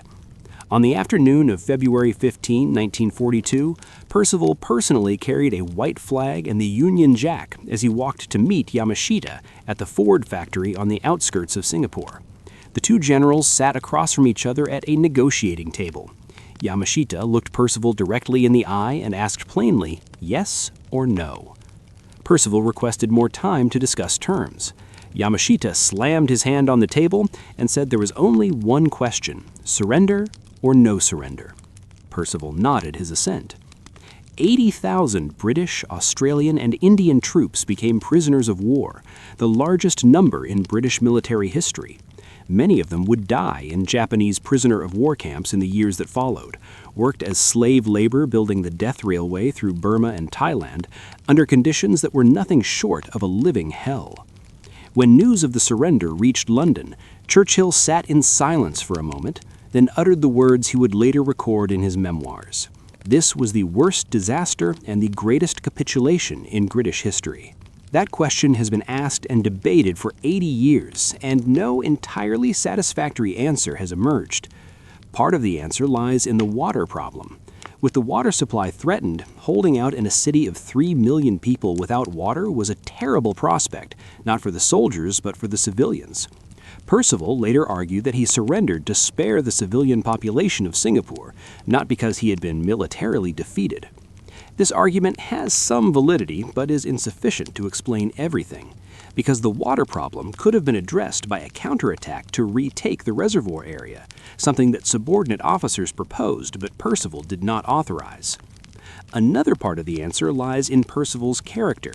He was careful, meticulous, and acutely sensitive to casualties. Those qualities made him an excellent staff officer, a competent organizer, a commander who felt genuine responsibility for every life under his command. But they also meant he could not make the ruthless decisions that warfare sometimes demands, the decision to fight to the last man, to accept enormous casualties in order to achieve a final result. And there is one more thing, perhaps the most important. Throughout the entire campaign, Percival was repeatedly surprised by the speed and flexibility of the Japanese forces. He began with false assumptions about how the enemy would fight, and he never adjusted quickly enough to keep pace with the reality unfolding before him. Percival spent the next 3.5 years in Japanese prisoner of war camps, first in Singapore, then in Manchuria. The conditions of his captivity as a senior general were more tolerable than those endured by ordinary soldiers, but they were still years of solitude and humiliation, watching each day pass while the war continued outside without him. In September 1945, when Japan surrendered, Percival was liberated and was present at the signing of the Japanese surrender aboard USS Missouri in Tokyo Bay, a moment in which he stood as a witness to the end of the war that had defined his life. He returned to England, retired in 1946, and lived his remaining years in relative obscurity. He wrote his memoirs of the Malayan campaign, in which he explained and defended his decisions, placing particular emphasis on the shortage of resources and the inadequate preparation of his superiors.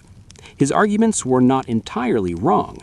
The British forces in Malaya genuinely lacked aircraft, lacked tanks, lacked jungle warfare training, and were repeatedly denied requests for reinforcements from London. But none of that erased the specific errors of judgment that were his alone, from his failure to build fortifications on the northern side, to his misdeployment of forces, to his decision to surrender while still holding a numerical advantage.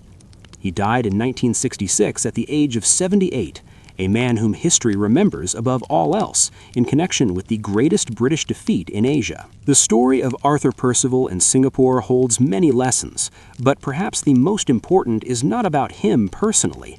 It is about the system that produced that disaster. Percival was not the only responsible. Those who built a fortress that aimed all its guns out to sea while leaving the landward side undefended, they bear responsibility. Those who rejected requests for aircraft and tanks in the months before the war, they bear responsibility. Those who created and nurtured the myth of the impregnable fortress rather than honestly confronting its genuine weaknesses, they bear responsibility. But Percival stood at the apex of that pyramid, the man entrusted with ultimate authority and ultimate accountability. And he did not do what that position demanded, not because he was wicked or cowardly in the ordinary sense, but because he was the product of a system that trained excellent staff officers, capable administrators, meticulous process followers, but did not train men who could make decisive judgments in chaos, adapt rapidly to a shifting reality, and choose to fight when everything had gone off plan. The fortress of Singapore did not fall because its guns were weak or its walls were thin. It fell because the myth of its impregnability had been believed by the very men whose duty it was to defend it, until it was too late to do anything differently. That is the painful and unforgettable lesson of Arthur Percival in Singapore, that the illusion of strength is sometimes more dangerous than genuine weakness itself. Chapter 7. Alexander Samsonov, the general who died in the forest. There are tragedies in history that, when read again, leave you uncertain whether to feel anger or compassion. The story of Alexander Samsonov is one of them. He was not cruel like Cadorna, not stubborn like Haig, not timid like McClellan. He was an ordinary general, not brilliant, but not much worse than many of his contemporaries, thrown into a situation that could have broken even a more gifted man, inside a command system so dysfunctional it seemed almost engineered to fail. And when everything collapsed, he could not bear the disgrace and took his own life in a dark forest in East Prussia. That was the end of a man. But before reaching that end, there's the story of how a battle can come apart entirely simply because the commanders cannot talk to one another. Alexander Vasilyevich Samsonov was born in 1859 in the Kherson region of southern Russia, within the Tsarist Empire. He grew up in an era when the Russian military still carried the deep imprint of the 19th century. Glory, honor, and distant wars in Central Asia and the Caucasus, where the Russian Empire was expanding its territories to the east and south. He graduated from Russia's prestigious military academies and fought in the Russo-Turkish War of 1877 to 1878 as a young officer. He continued accumulating experience through decades of service, including the Russo-Japanese War of 1904 to 1905, a humiliating conflict in which Russia was thrashed by the Japanese, exposing grave weaknesses in the empire's military system. After the Russo-Japanese War, Samsonov was appointed Governor-General of Turkestan in Central Asia, a combined administrative and military role governing a vast but remote territory far removed from the great conflicts unfolding in Europe. He remained there for years, distant from the centers of Russian military power, away from the debates over modern strategy and tactics taking place in St. Petersburg and the major military academies. When the First World War broke out in August 1914, Samsonov was recalled and given command of Russia's Second Army, one of two large forces deployed into East Prussia to strike at German territory from the very first days of the war. He received his orders, set out, and walked into a trap about which he had insufficient information, insufficient means, and insufficient time to recognize before it was too late. To understand why Samsonov and his army were driven into that situation, one must understand the broader picture of the war's opening weeks. Germany's war plan, known as the Schlieffen Plan, rested on a straightforward assumption. Russia would need at least 6 weeks to mobilize its enormous army and begin attacking from the east.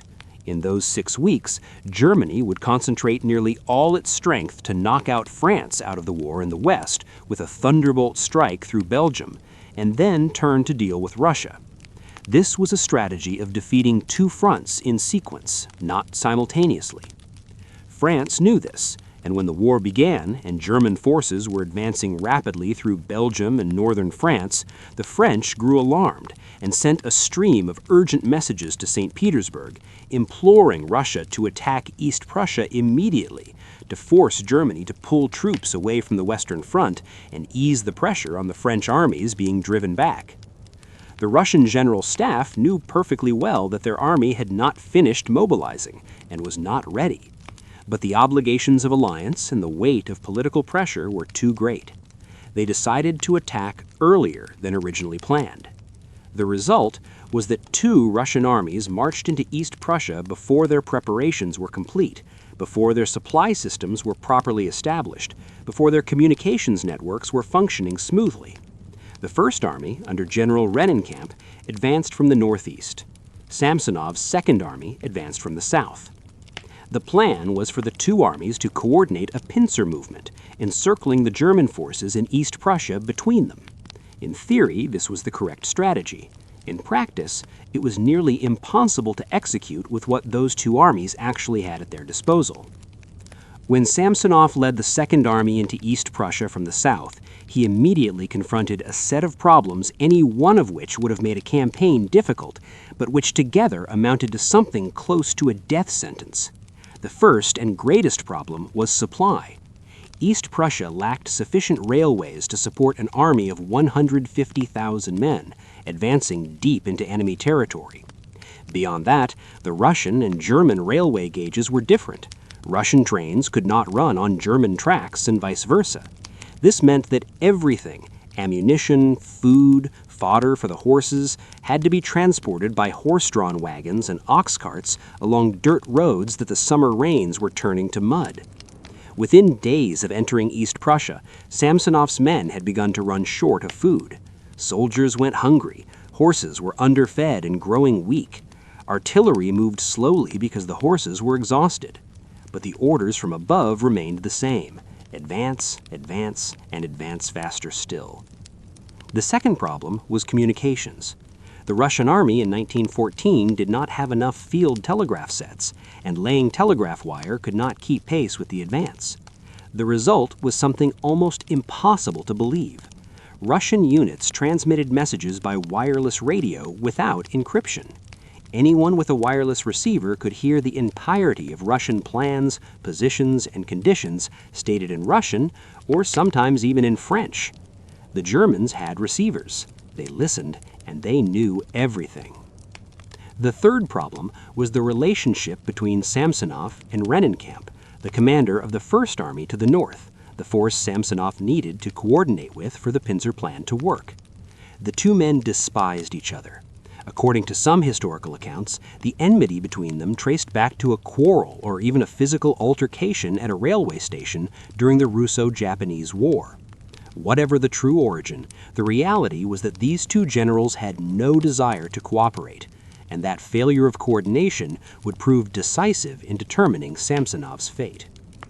While Samsonov was grappling with those problems, the German forces were being reorganized under two men who would become the most celebrated names in German military history of the 20th century.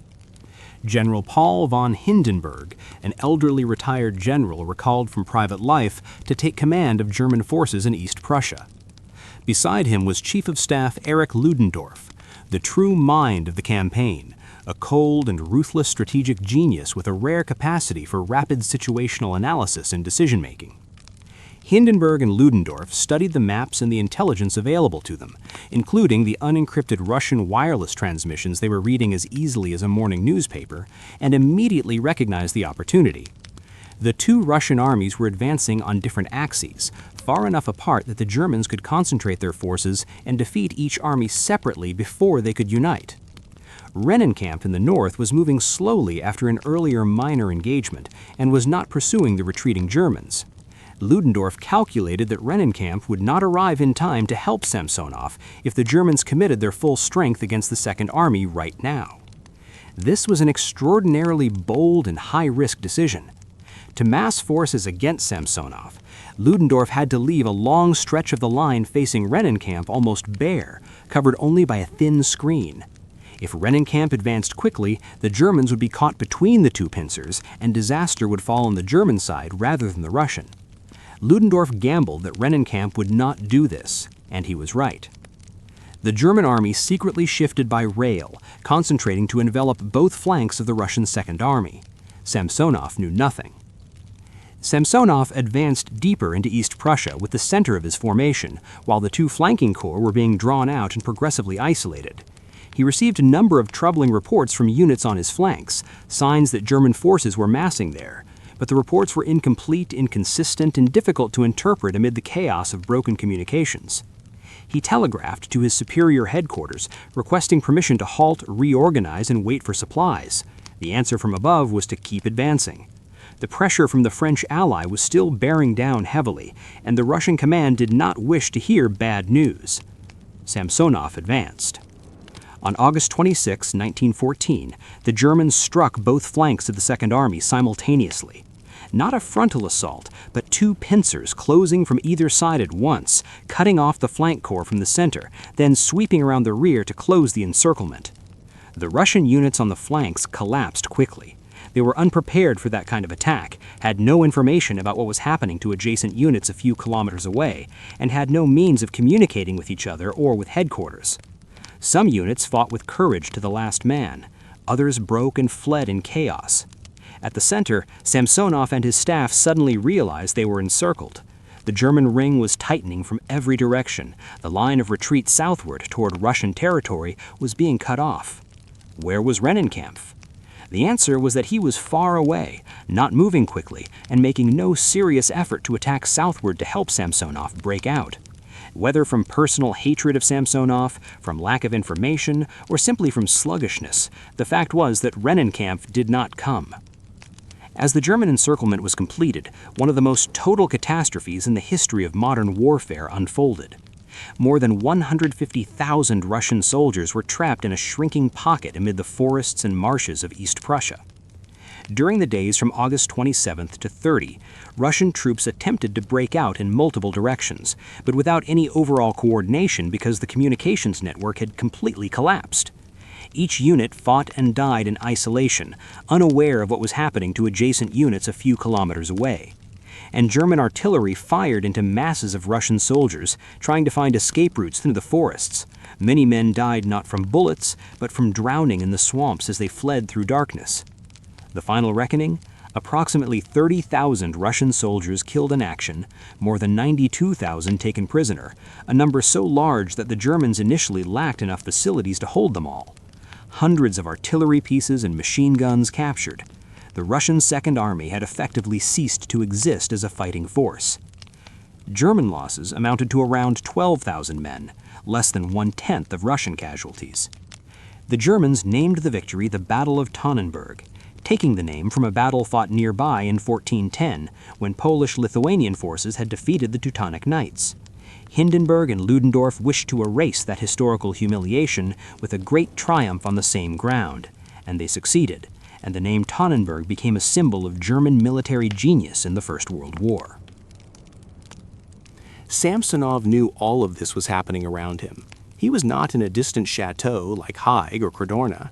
He was right there, amid his disintegrating army, trying to do something to salvage the situation. When it became clear that nothing could be salvaged, he personally led a small group of officers and soldiers attempting to slip through the encirclement across the dense forests during the night. That night was August 29, 1914. His group became lost in the forest. The darkness was total, the terrain unfamiliar, the maps unreliable. They wandered in circles for hours. Some men drifted away in other directions. The group grew smaller and smaller. At some point during that night, among the trees in the darkened forests of East Prussia, Alexander Samsonov stopped. He told those who remained beside him that he could not survive this disgrace. Then he walked into the darkness, and a single shot rang out. His body was found afterward. He had shot himself. He was 54 years old. Samsonov's death put a final seal on a disaster whose causes were far more complex than can be accounted for by blaming a single man. Samsonov made mistakes. He advanced too deep while both flanks remained unprotected. He failed to coordinate sufficiently with Rennenkampf. He did not properly assess the scale of the danger when troubling reports arrived. But he was also the victim of others' failures in ways that few of the generals in this book were ever made to endure. The Russian High Command, particularly Grand Duke Nikolai Nikolaevich and General Zhilinsky, had pushed Samsonov into the campaign before he was ready, refused his requests to halt and reorganize, and exercised insufficient oversight to recognize the danger that was forming. Rennenkampf did not advance southward to provide support, despite having the forces and the time to do so. The Russian army's communication system was so poor that its units were broadcasting unencrypted radio messages for the enemy to receive at no cost. But more fundamental than any of these was a simple truth. Samsonov was not a commander of sufficient caliber to handle a situation of such complexity and danger. He lacked the ability to read a situation rapidly and accurately when information was scarce and contradictory. He lacked the decisiveness to defy orders from above and halt when every instinct in every field report was telling him that something was terribly wrong. A better general, facing the same circumstances, might still have lost, but would not have lost so completely or so catastrophically. The Battle of Tannenberg had consequences that reached far beyond the engagement itself. For Germany, the victory transformed Hindenburg, the elderly general recalled from retirement, into a national hero.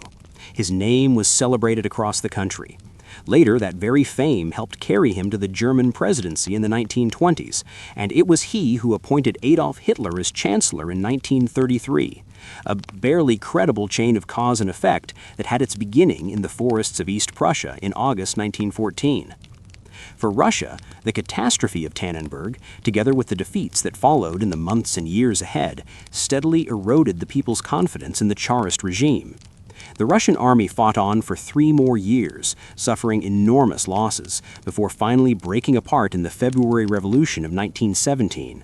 Tsar Nicholas II abdicated. A few months later came the Bolshevik October Revolution and the birth of the Soviet Union, an event that shaped the entire 20th century.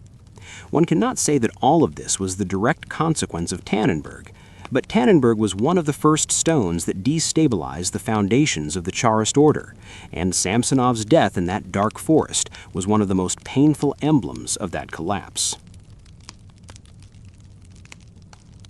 Chapter 8.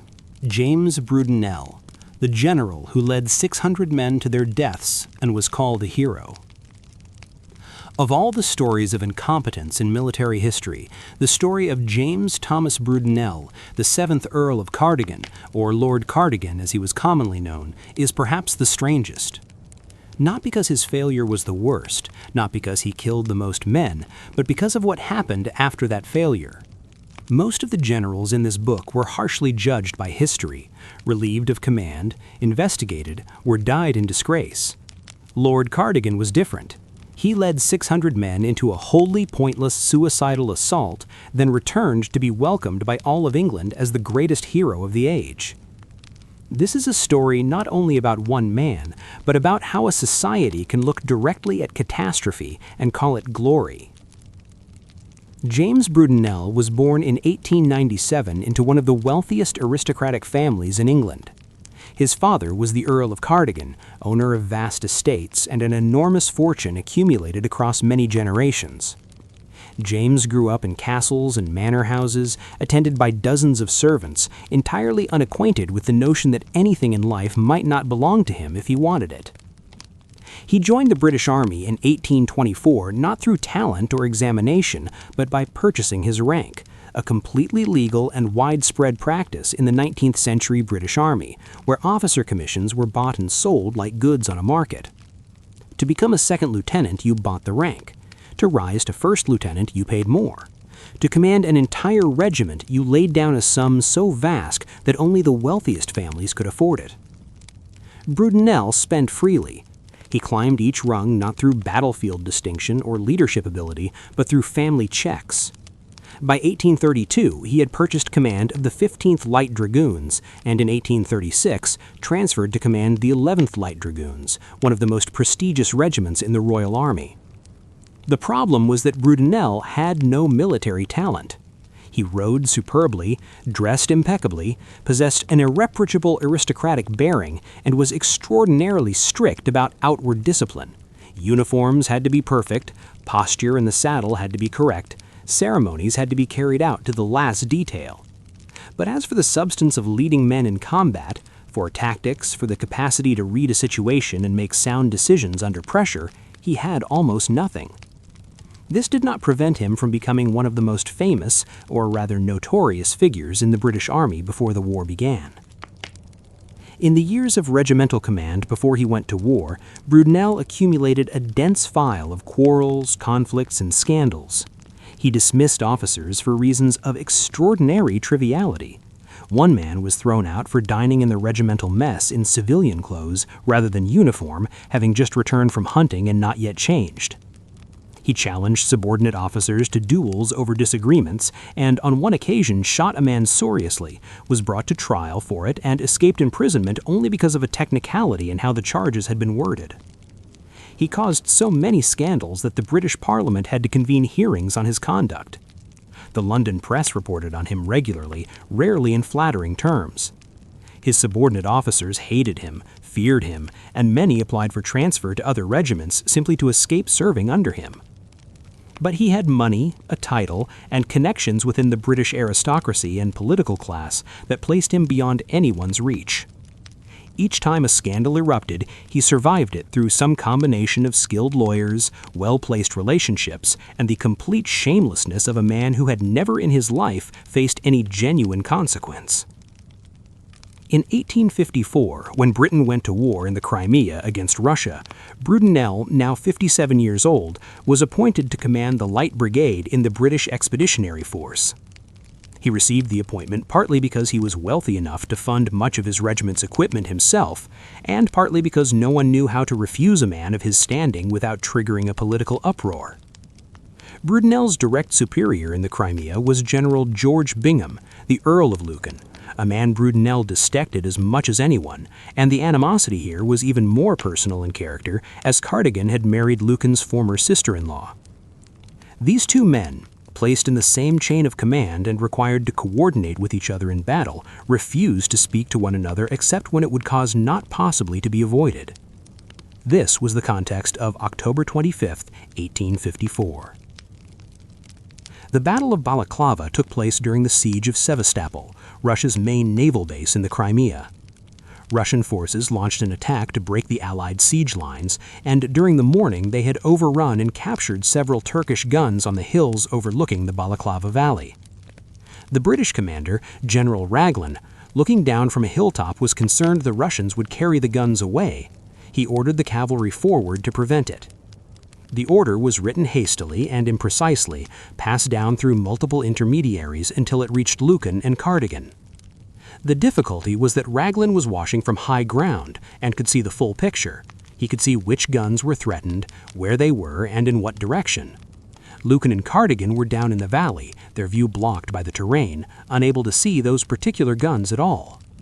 When they received the order to advance and prevent the enemy from carrying away the guns, they had no idea which guns were meant or where. The officer who had brought the order, a young man named Lord Nolan, known for his impatience and impetuosity, was asked to clarify. He gave a vague wave of his arm toward the far end of the valley, where the Russians had positioned a strongly defended battery covered by infantry and cavalry on 3 sides. Those were not the guns Raglan had meant to retrieve. They were the main Russian artillery position, a defensive arrangement perfectly designed to destroy any force reckless enough to attack it head-on. Lucan looked in the direction Nolan had indicated, looked down the narrow valley stretching more than a kilometer with the Russian guns at the far end and Russian artillery and infantry on both flanking ridges, then turned to Cardigan and passed the order to attack. Cardigan received the order. He knew, he must have known, because he had enough military experience to see it plainly, that this was a lunatic order. A frontal assault against a strongly defended artillery position at the end of a narrow valley with guns and rifles on both flanking ridges by light cavalry with no armor and no infantry or artillery in support was the definition of suicide. He could have refused. He could have asked for the order to be confirmed. He could have sent someone up to ask Raglan directly what he actually wanted. He could have done any of a dozen reasonable things that a responsible officer would do in that situation. Instead, he turned back, dressed his lines, and led the charge himself. There are several accounts of the brief exchange before the advance began. In one version, an officer told Cardigan plainly that this was a mad order, and they were riding into the guns. Cardigan is quoted as having replied, in effect, that this was so, but those were the orders, and there was nothing more to be said. The Light Brigade formed up. More than 600 men sat their horses with drawn sabers, catching the Crimean autumn sun. Cardigan rode his chestnut horse Ronald at their head, wearing the blue and gold uniform of the 11th Dragoons, as perfectly arranged as if he were on parade in London. The bugle sounded. The brigade advanced. What happened in the next 20 minutes has been recorded, painted, versified, and debated more than any other small engagement in British military history. The Russian gunners on both flanking ridges could not believe what they were seeing. A cavalry force galloping straight at their positions along exactly the axis they had prepared to destroy precisely that kind of target. The Russian batteries opened fire. Rounds tore through the brigade's ranks. Men fell. Horses fell. But those still mounted kept going. Russian cavalry on the flanks fired down into them. More men fell. But the formation did not stop. Cardigan, riding at the head, galloped straight into the Russian gun line at the valley's end, passed through the smoke and the dead horses and the dead men, drove into the enemy position itself, then wheeled his horse and rode back out. He did not look behind him. He did not stop to rally the survivors. He did not organize a fighting withdrawal. He rode out of the valley, leaving behind him the men still fighting and dying among the Russian guns, without a commander, without direction, to find their own way out or die where they stood. When the charge was over and the survivors had made their way back out of the valley, the count was taken.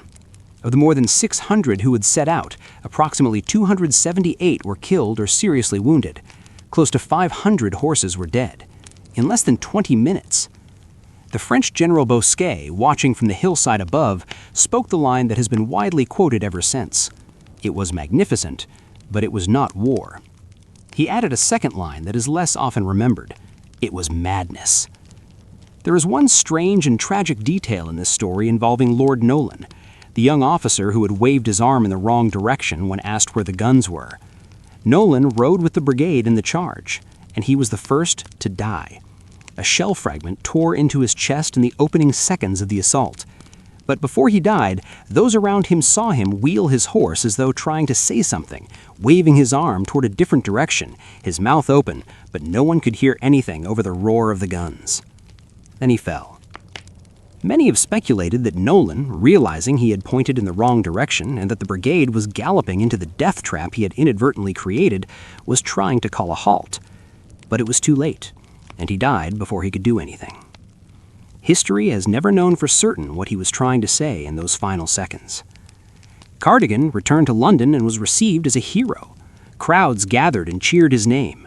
Queen Victoria received him in private audience. The press acclaimed him as an embodiment of British courage.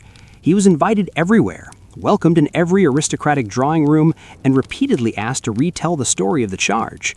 And he told it, with enthusiasm that never diminished, with heroic details that grew more embellished over time, and most notably, with a complete absence of any acknowledgement of his responsibility for those deaths. In Cardigan's version, he was the brave hero who led a historic charge. The faults, if any existed, lay with others, with the unclear order, with the messenger who had died and could no longer speak for himself. A year later, poet Alfred Tennyson wrote The Charge of the Light Brigade, and the poem transformed the event into immortal legend. Its lines about the Valley of Death, about 600 men riding into the mouth of the guns, about fearless courage, were read in British schools, memorized by generations, and became one of the most celebrated poems in the English language. The poem does not ask why they had to charge. It does not ask who gave the order and whether it was right. It only celebrates obedience and courage, neither of which anyone disputes was real. And in doing so, it quietly absolved of responsibility those who created the situation in the first place. Cardigan lived until 1868, dying at 70, and was buried with full military honors. Through all his later years, he continued to tell his story as a hero's tale, and British society continued to believe it. The story of Cardigan is not only the story of one individual. It's the story of what happens when a system is built on money and titles rather than ability and judgment, and the price that others pay for that arrangement.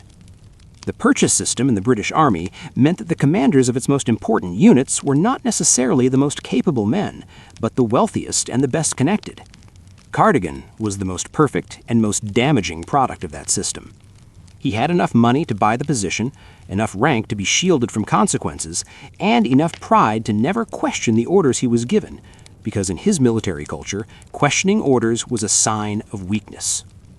600 cavalrymen rode into the Valley of Death, not because they didn't know it was dangerous. They knew, but they had their orders. And in their world, unquestioning obedience was the very definition of honor. That system, that culture, killed them, not Russian guns. And the most tragic thing of all is that after everything, British society looked at the wreckage and saw glory. They read Tennyson's poem and felt pride. They welcomed Cardigan as a hero and never truly asked who caused this and why. The Valley of Balaclava that day swallowed not only 600 cavalrymen, it swallowed a military culture's capacity to learn from failure. And the price of that would continue to be paid for decades afterward, on new battlefields, with new names, but with the same fundamental error repeated over and over again. Chapter 9. Ludwig von Benedek, the general of the wrong weapon for the wrong age. There's a particular kind of tragedy in history, the tragedy of the right man in the right place, but the wrong time. Ludwig von Benedek was a courageous general, beloved by his soldiers, with a genuine combat record across many battlefields. He was not a coward, not a brute, not a man given to self-delusion. He was simply a man of one century holding command in another. And when those two centuries collided at Königsgrätz on a day in July 1866, the result was catastrophe, not only for him, but for the entire Austrian Empire. But the story of Benedek is also the story of what happens when a man knows clearly that he is unfit for the task assigned to him, says so plainly to his superiors, and is compelled to accept it regardless, and then, when failure comes, is left to bear the full weight of blame alone. Ludwig August Ritter von Benedek was born in Sopron, a city on what is now the border between Austria and Hungary. He came from a family with no particular military tradition, no lofty aristocratic title, no family connections within the Austrian Empire's elite. His path to the highest rank of general was the path of a man who made everything for himself through genuine ability and courage, something rare in an empire where birth and connections usually counted for more than talent. He first saw combat during the Italian uprisings of 1848 and 1849, a turbulent period when nationalist movements erupted across Europe and the Austrian Empire struggled to suppress each revolt in turn.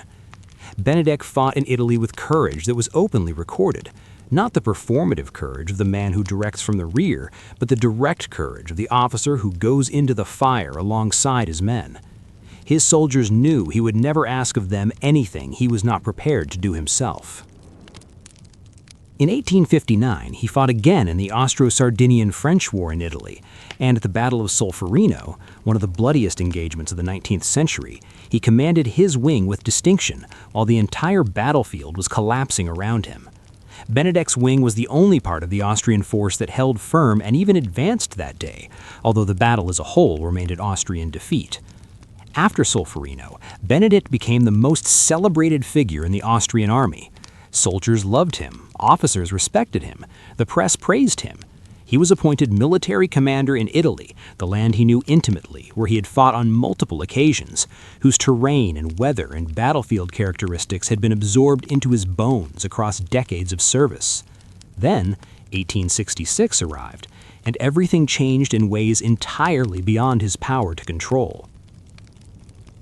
To understand the catastrophe of Königsgrätz, one must understand why Austria and Prussia went to war in 1866, and in particular why both powers were competing for the same thing.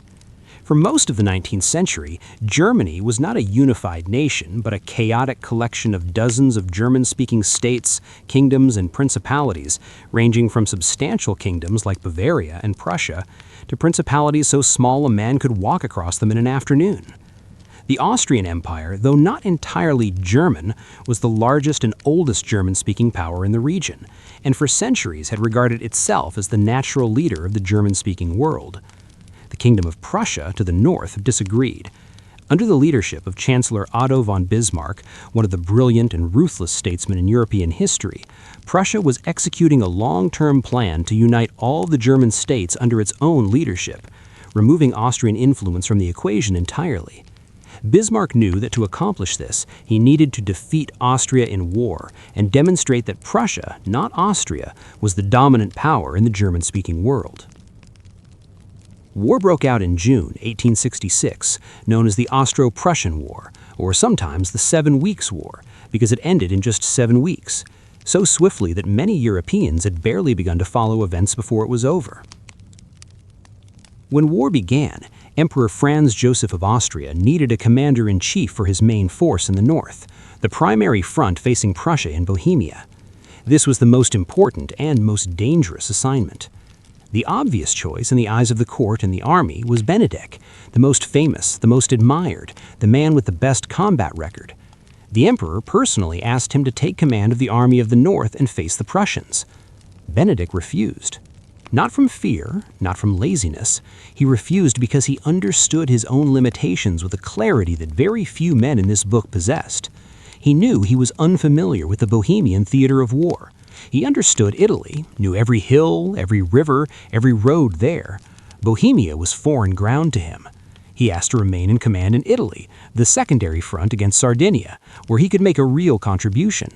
He wrote directly to the emperor that assigning him to command in Bohemia could lead to catastrophe. He used plain language, unambiguous and without excessive diplomatic softening.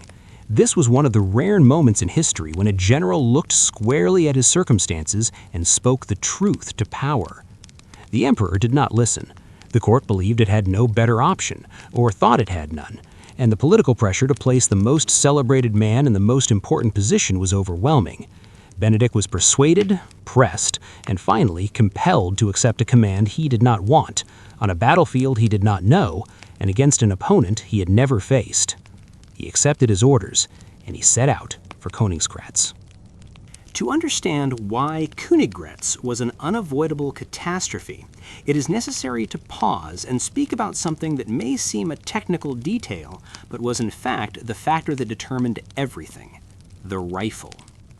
In 1866, the Prussian army was equipped with a Dreise needle gun, a breech-loading rifle loaded from the rear. A Prussian soldier could lie down, reload in the prone position, and fire. The entire process of loading and firing took approximately 10 to 15 seconds. The Austrian army was equipped with the Lorenz rifle, a muzzle-loading weapon loaded from the front of the barrel. An Austrian soldier had to stand fully upright to reload, pushing around down the barrel with a ramrod. The entire process took approximately 40 to 60 seconds, and it could not be performed lying down. This difference may appear a minor technical detail, but on the battlefield, it meant that in the time it took an Austrian soldier to load and fire once, a Prussian soldier had loaded and fired 4 to 6 times. Moreover, the Prussian soldier could shelter behind any available cover while firing, while the Austrian soldier had to stand straight upright like a target every time he reloaded. Austrian military leadership was aware of this disparity. They had discussed re-equipping the army with breech-loading rifles for years, but for financial reasons, the Austrian Empire was heavily indebted after years of war and political instability, the re-equipment was postponed again and again. The result was that when Benedek led the Austrian army onto the Bohemian battlefield in 1866, he was bringing soldiers carrying the weapons of the previous century to face soldiers carrying the weapons of the new one. In theory, he could compensate for this through tactics, by denying the Prussians the opportunity to stand and fire, by using his superior artillery to suppress enemy firepower, by finding ways to close the range where rate of fire mattered less. But all of this required flexible tactics, deep familiarity with the terrain, and the ability to respond rapidly to unfolding events, precisely the things Benedek lacked on ground that was foreign to him. In the first 3 weeks of the war, Benedek attempted to find a way to deal with the Prussians and repeatedly failed. He ran into difficulties from the outset because the Prussians did not advance along a single axis that pressed forward from multiple directions simultaneously, forcing him to disperse his forces to meet them. Wherever the Austrians attempted to attack, they ran into Prussian breech-loading fire coming at several times the rate they could return, inflicting terrible casualties. Benedek recognized clearly that he was losing. He telegraphed the court requesting permission to negotiate peace, warning that continued fighting would lead to catastrophe. This was the second time in a matter of weeks that he had spoken the plain truth to his superiors, and once again the court did not wish to hear it. The emperor refused to negotiate and ordered the fighting to continue. Benedek concentrated his remaining forces, approximately 215,000 men, and established a defensive line near the town of Königgrätz, on the hills and fields along the Elbe River. He chose a defensive position in the hope that favorable terrain would compensate for the disparity in weapons. He waited for the Prussians to come. On July 3, 1866, the Prussians came. The Battle of Königgrätz, sometimes also called the Battle of Sadowa near a nearby village, began in the early morning of July 3rd in rain and fog. The Prussian side had 3 armies advancing from 3 separate directions under the overall coordination of General Helmuth von Moltke, a man who would become one of the greatest commanders of the 19th century.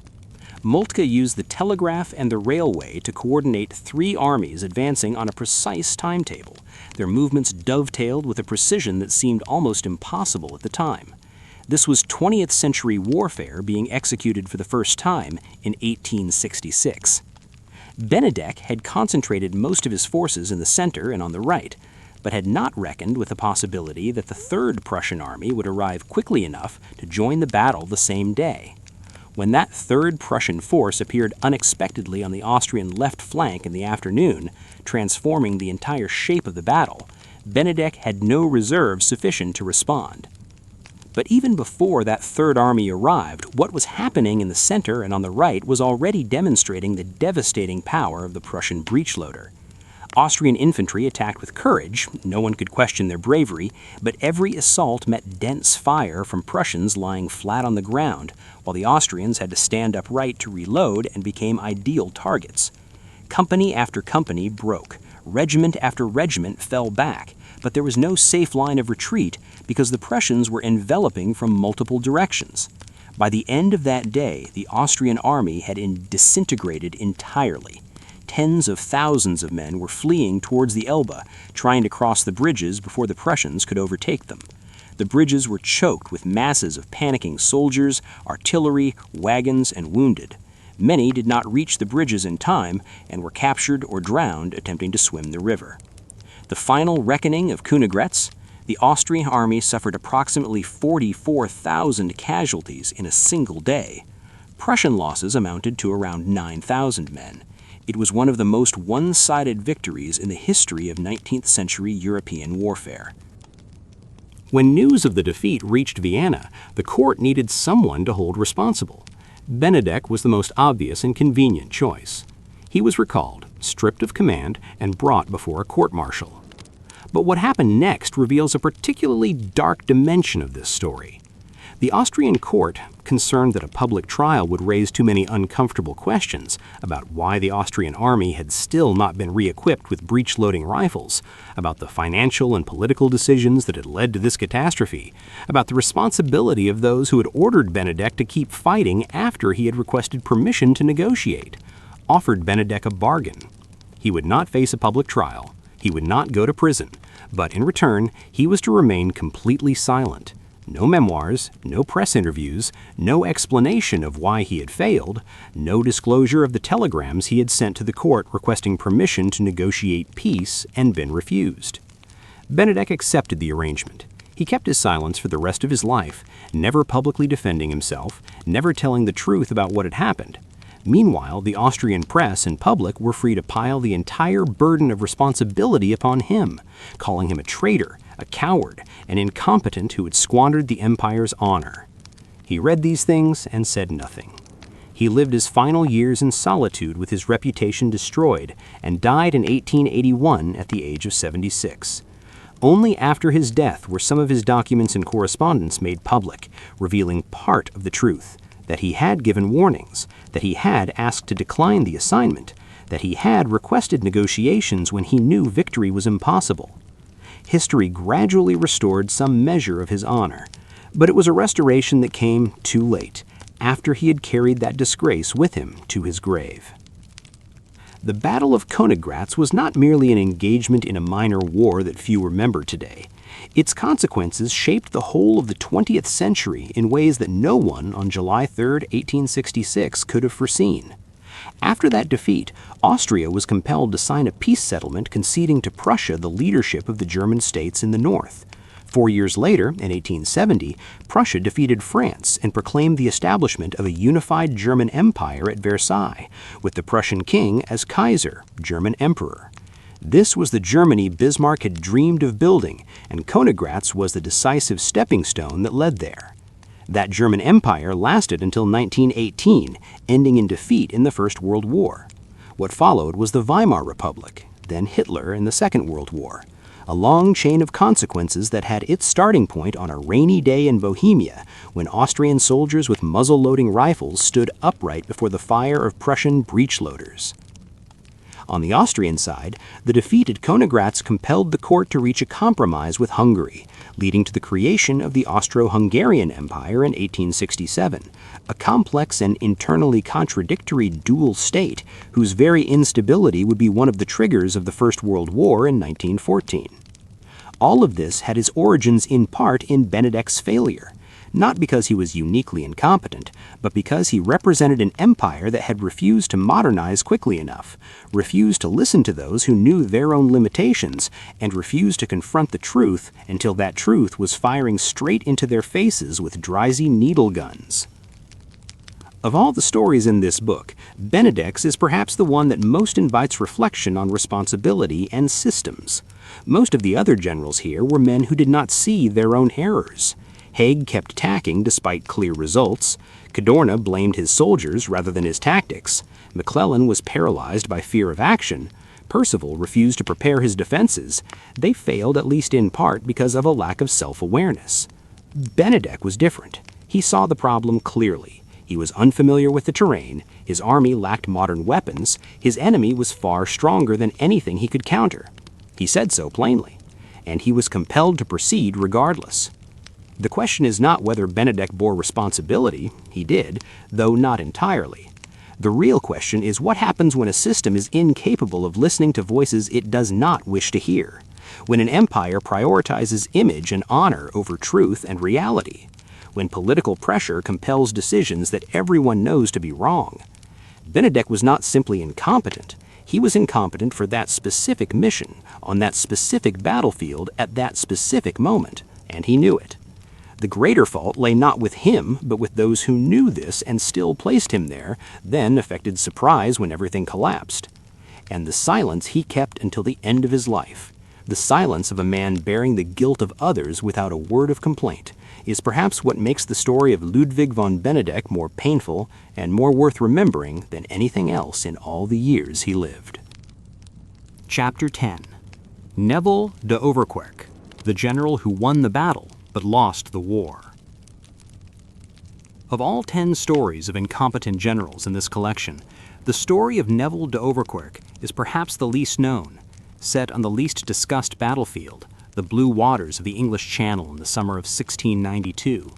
But it is also the story that teaches the sharpest and most unforgettable lesson about a mistake that military historians call winning the battle without exploiting the victory, the kind of mistake that does not cause immediate catastrophe in the manner of Samsonov or Burnside, but quietly allows a historic opportunity to slip through one's fingers, an opportunity that, had it been seized, might have altered the entire shape of European affairs entirely. To understand this story, one needs to understand something of the late 17th century European world, a world in which power at sea determined power on land, and a single naval battle could change the fortunes of several nations at once. In 1692, Europe was in the grip of one of the most complex conflicts of the century, the War of the Grand Alliance, also known as the 9 Years' War, which ran from 1688 to 1697. On one side stood the King Louis XIV of France, the Sun King, who had made Versailles the center of European power and civilization, and who was pressing French influence outward in every direction through both diplomacy and war.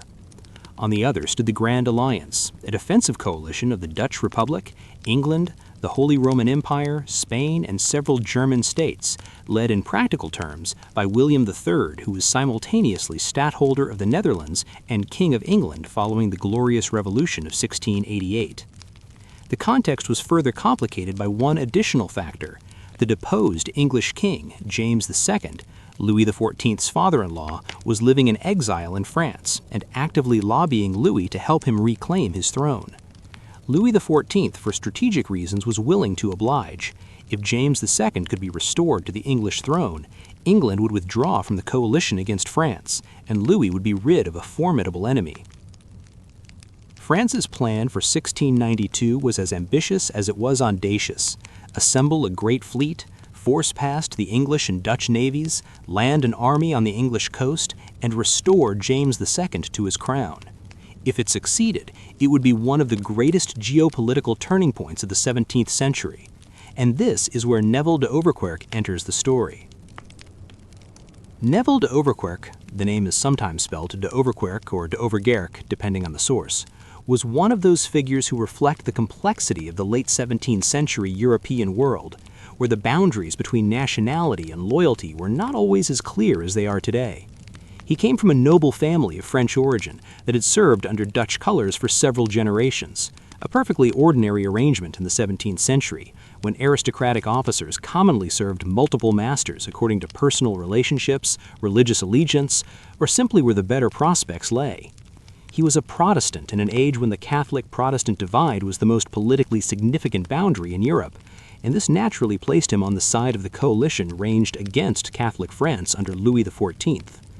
He had risen through the Dutch Navy over years of service, accumulating experience in the naval wars that the Dutch Republic, a small but enormously wealthy and combative maritime power, found itself continuously entangled in during the latter half of the 17th century.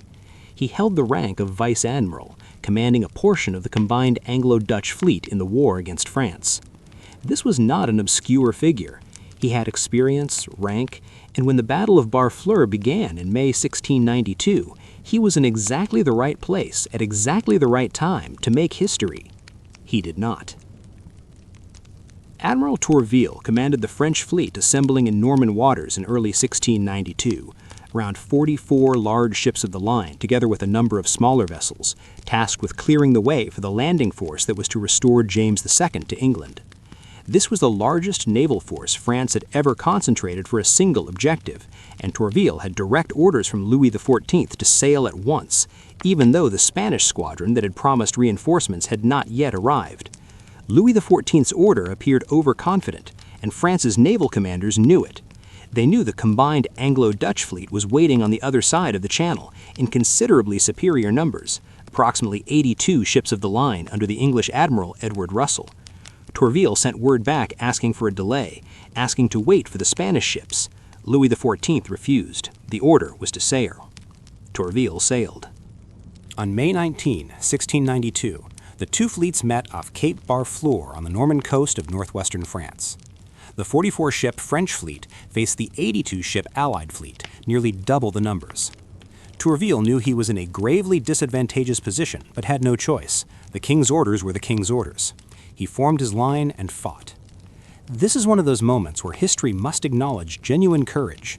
Tourville and the French fleet fought with extraordinary spirit, despite knowing they were overwhelmed. They inflicted significant damage on the Allied fleet, struck numerous enemy ships, and maintained their fighting formation for many hours. But arithmetic is arithmetic. 44 ships cannot defeat 82 in a fair engagement on open water. As the day wore on, the French fleet began to come apart, not collapsing entirely, but forced into a fighting retreat, ships scattering in different directions to escape the enveloping numbers of the larger fleet. Tourville led most of his surviving ships east along the Norman coastline, heading for familiar waters where they might find shelter and make repairs. A number of French ships, too heavily damaged or no longer fast enough to keep up, were forced to run close inshore and seek refuge in the shallow anchorages along the coast, at La Haig, waters that the larger ships of the Allied fleet could not follow into because their draft was too deep. And this is the moment when Neville d'Auverquerque moves to the center of the story. Vice Admiral d'Auverquerque commanded the Dutch contingent in the combined fleet and bore responsibility for pursuing the portion of the French fleet that was now in flight. After the Battle of Barfleur, the situation at sea was clear as daylight. The French fleet had been badly mauled, many ships were fleeing in damaged condition, and a number of French vessels no longer capable of fighting were stranded close to the La Hague coast. The opportunity before him was to destroy the remaining French fleet entirely, not merely to repel it, but to annihilate it, to take ships, take sailors, to demolish the entire naval force that France had spent years and millions of livres building. To accomplish this would mean France no longer had the capacity to threaten the alliance's naval supremacy for years to come, no longer had the capacity to execute any landing plan, and the entire strategy for restoring James II to the English throne would die before it could take any further shape. D'Auverquerque knew this. Any experienced naval officer looking at that picture knew this. He did not pursue. Not from fear, not because his ships were too badly damaged to continue fighting, not because foul weather prevented it. The historical record concerning this decision, or rather this absence of decision, is not entirely clear about the specific reasons. What history records is that after Barfleur, the combined fleet did not mount a vigorous, determined pursuit to destroy the fleeing French fleet. D'Auverquerque, in command of the Dutch force, the force in the best position to pursue along the axis that many French ships were using to flee, did not seize that opportunity with the decisiveness and speed the moment demanded. Even so, the story did not end entirely there. In the days after Barfleur, as damaged French ships lay stranded close to the La Hague coast, the combined fleet began to respond, but far more slowly and with far less coordination than had been possible. Admiral Russell sent small craft and longboats into the shallow water to attack the grounded French ships. During the days of May 21 to May 23, several French vessels were burned or destroyed on the beaches, and it was this spectacle that James II, standing on shore watching out to sea, is said to have been unable to refrain from exclaiming that those English sailors were magnificently brave.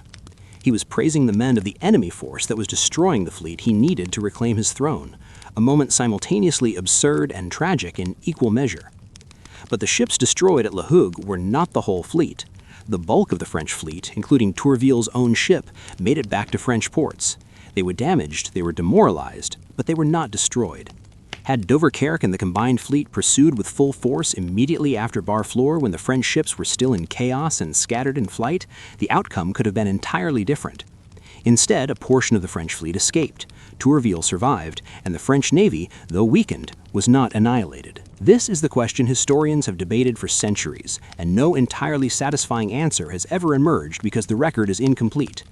Part of the answer lies in the command structure of the combined fleet. This was not a unified fleet under a single commander with absolute authority. It was an alliance between the English Navy and the Dutch Navy, with commanders from two different nations, sometimes with differing priorities, who did not always coordinate smoothly. Dover-Kerk had to coordinate with Russell, had to receive and confirm orders, had to ensure his actions did not cut across the overall plan. But this is precisely why he appears in this book.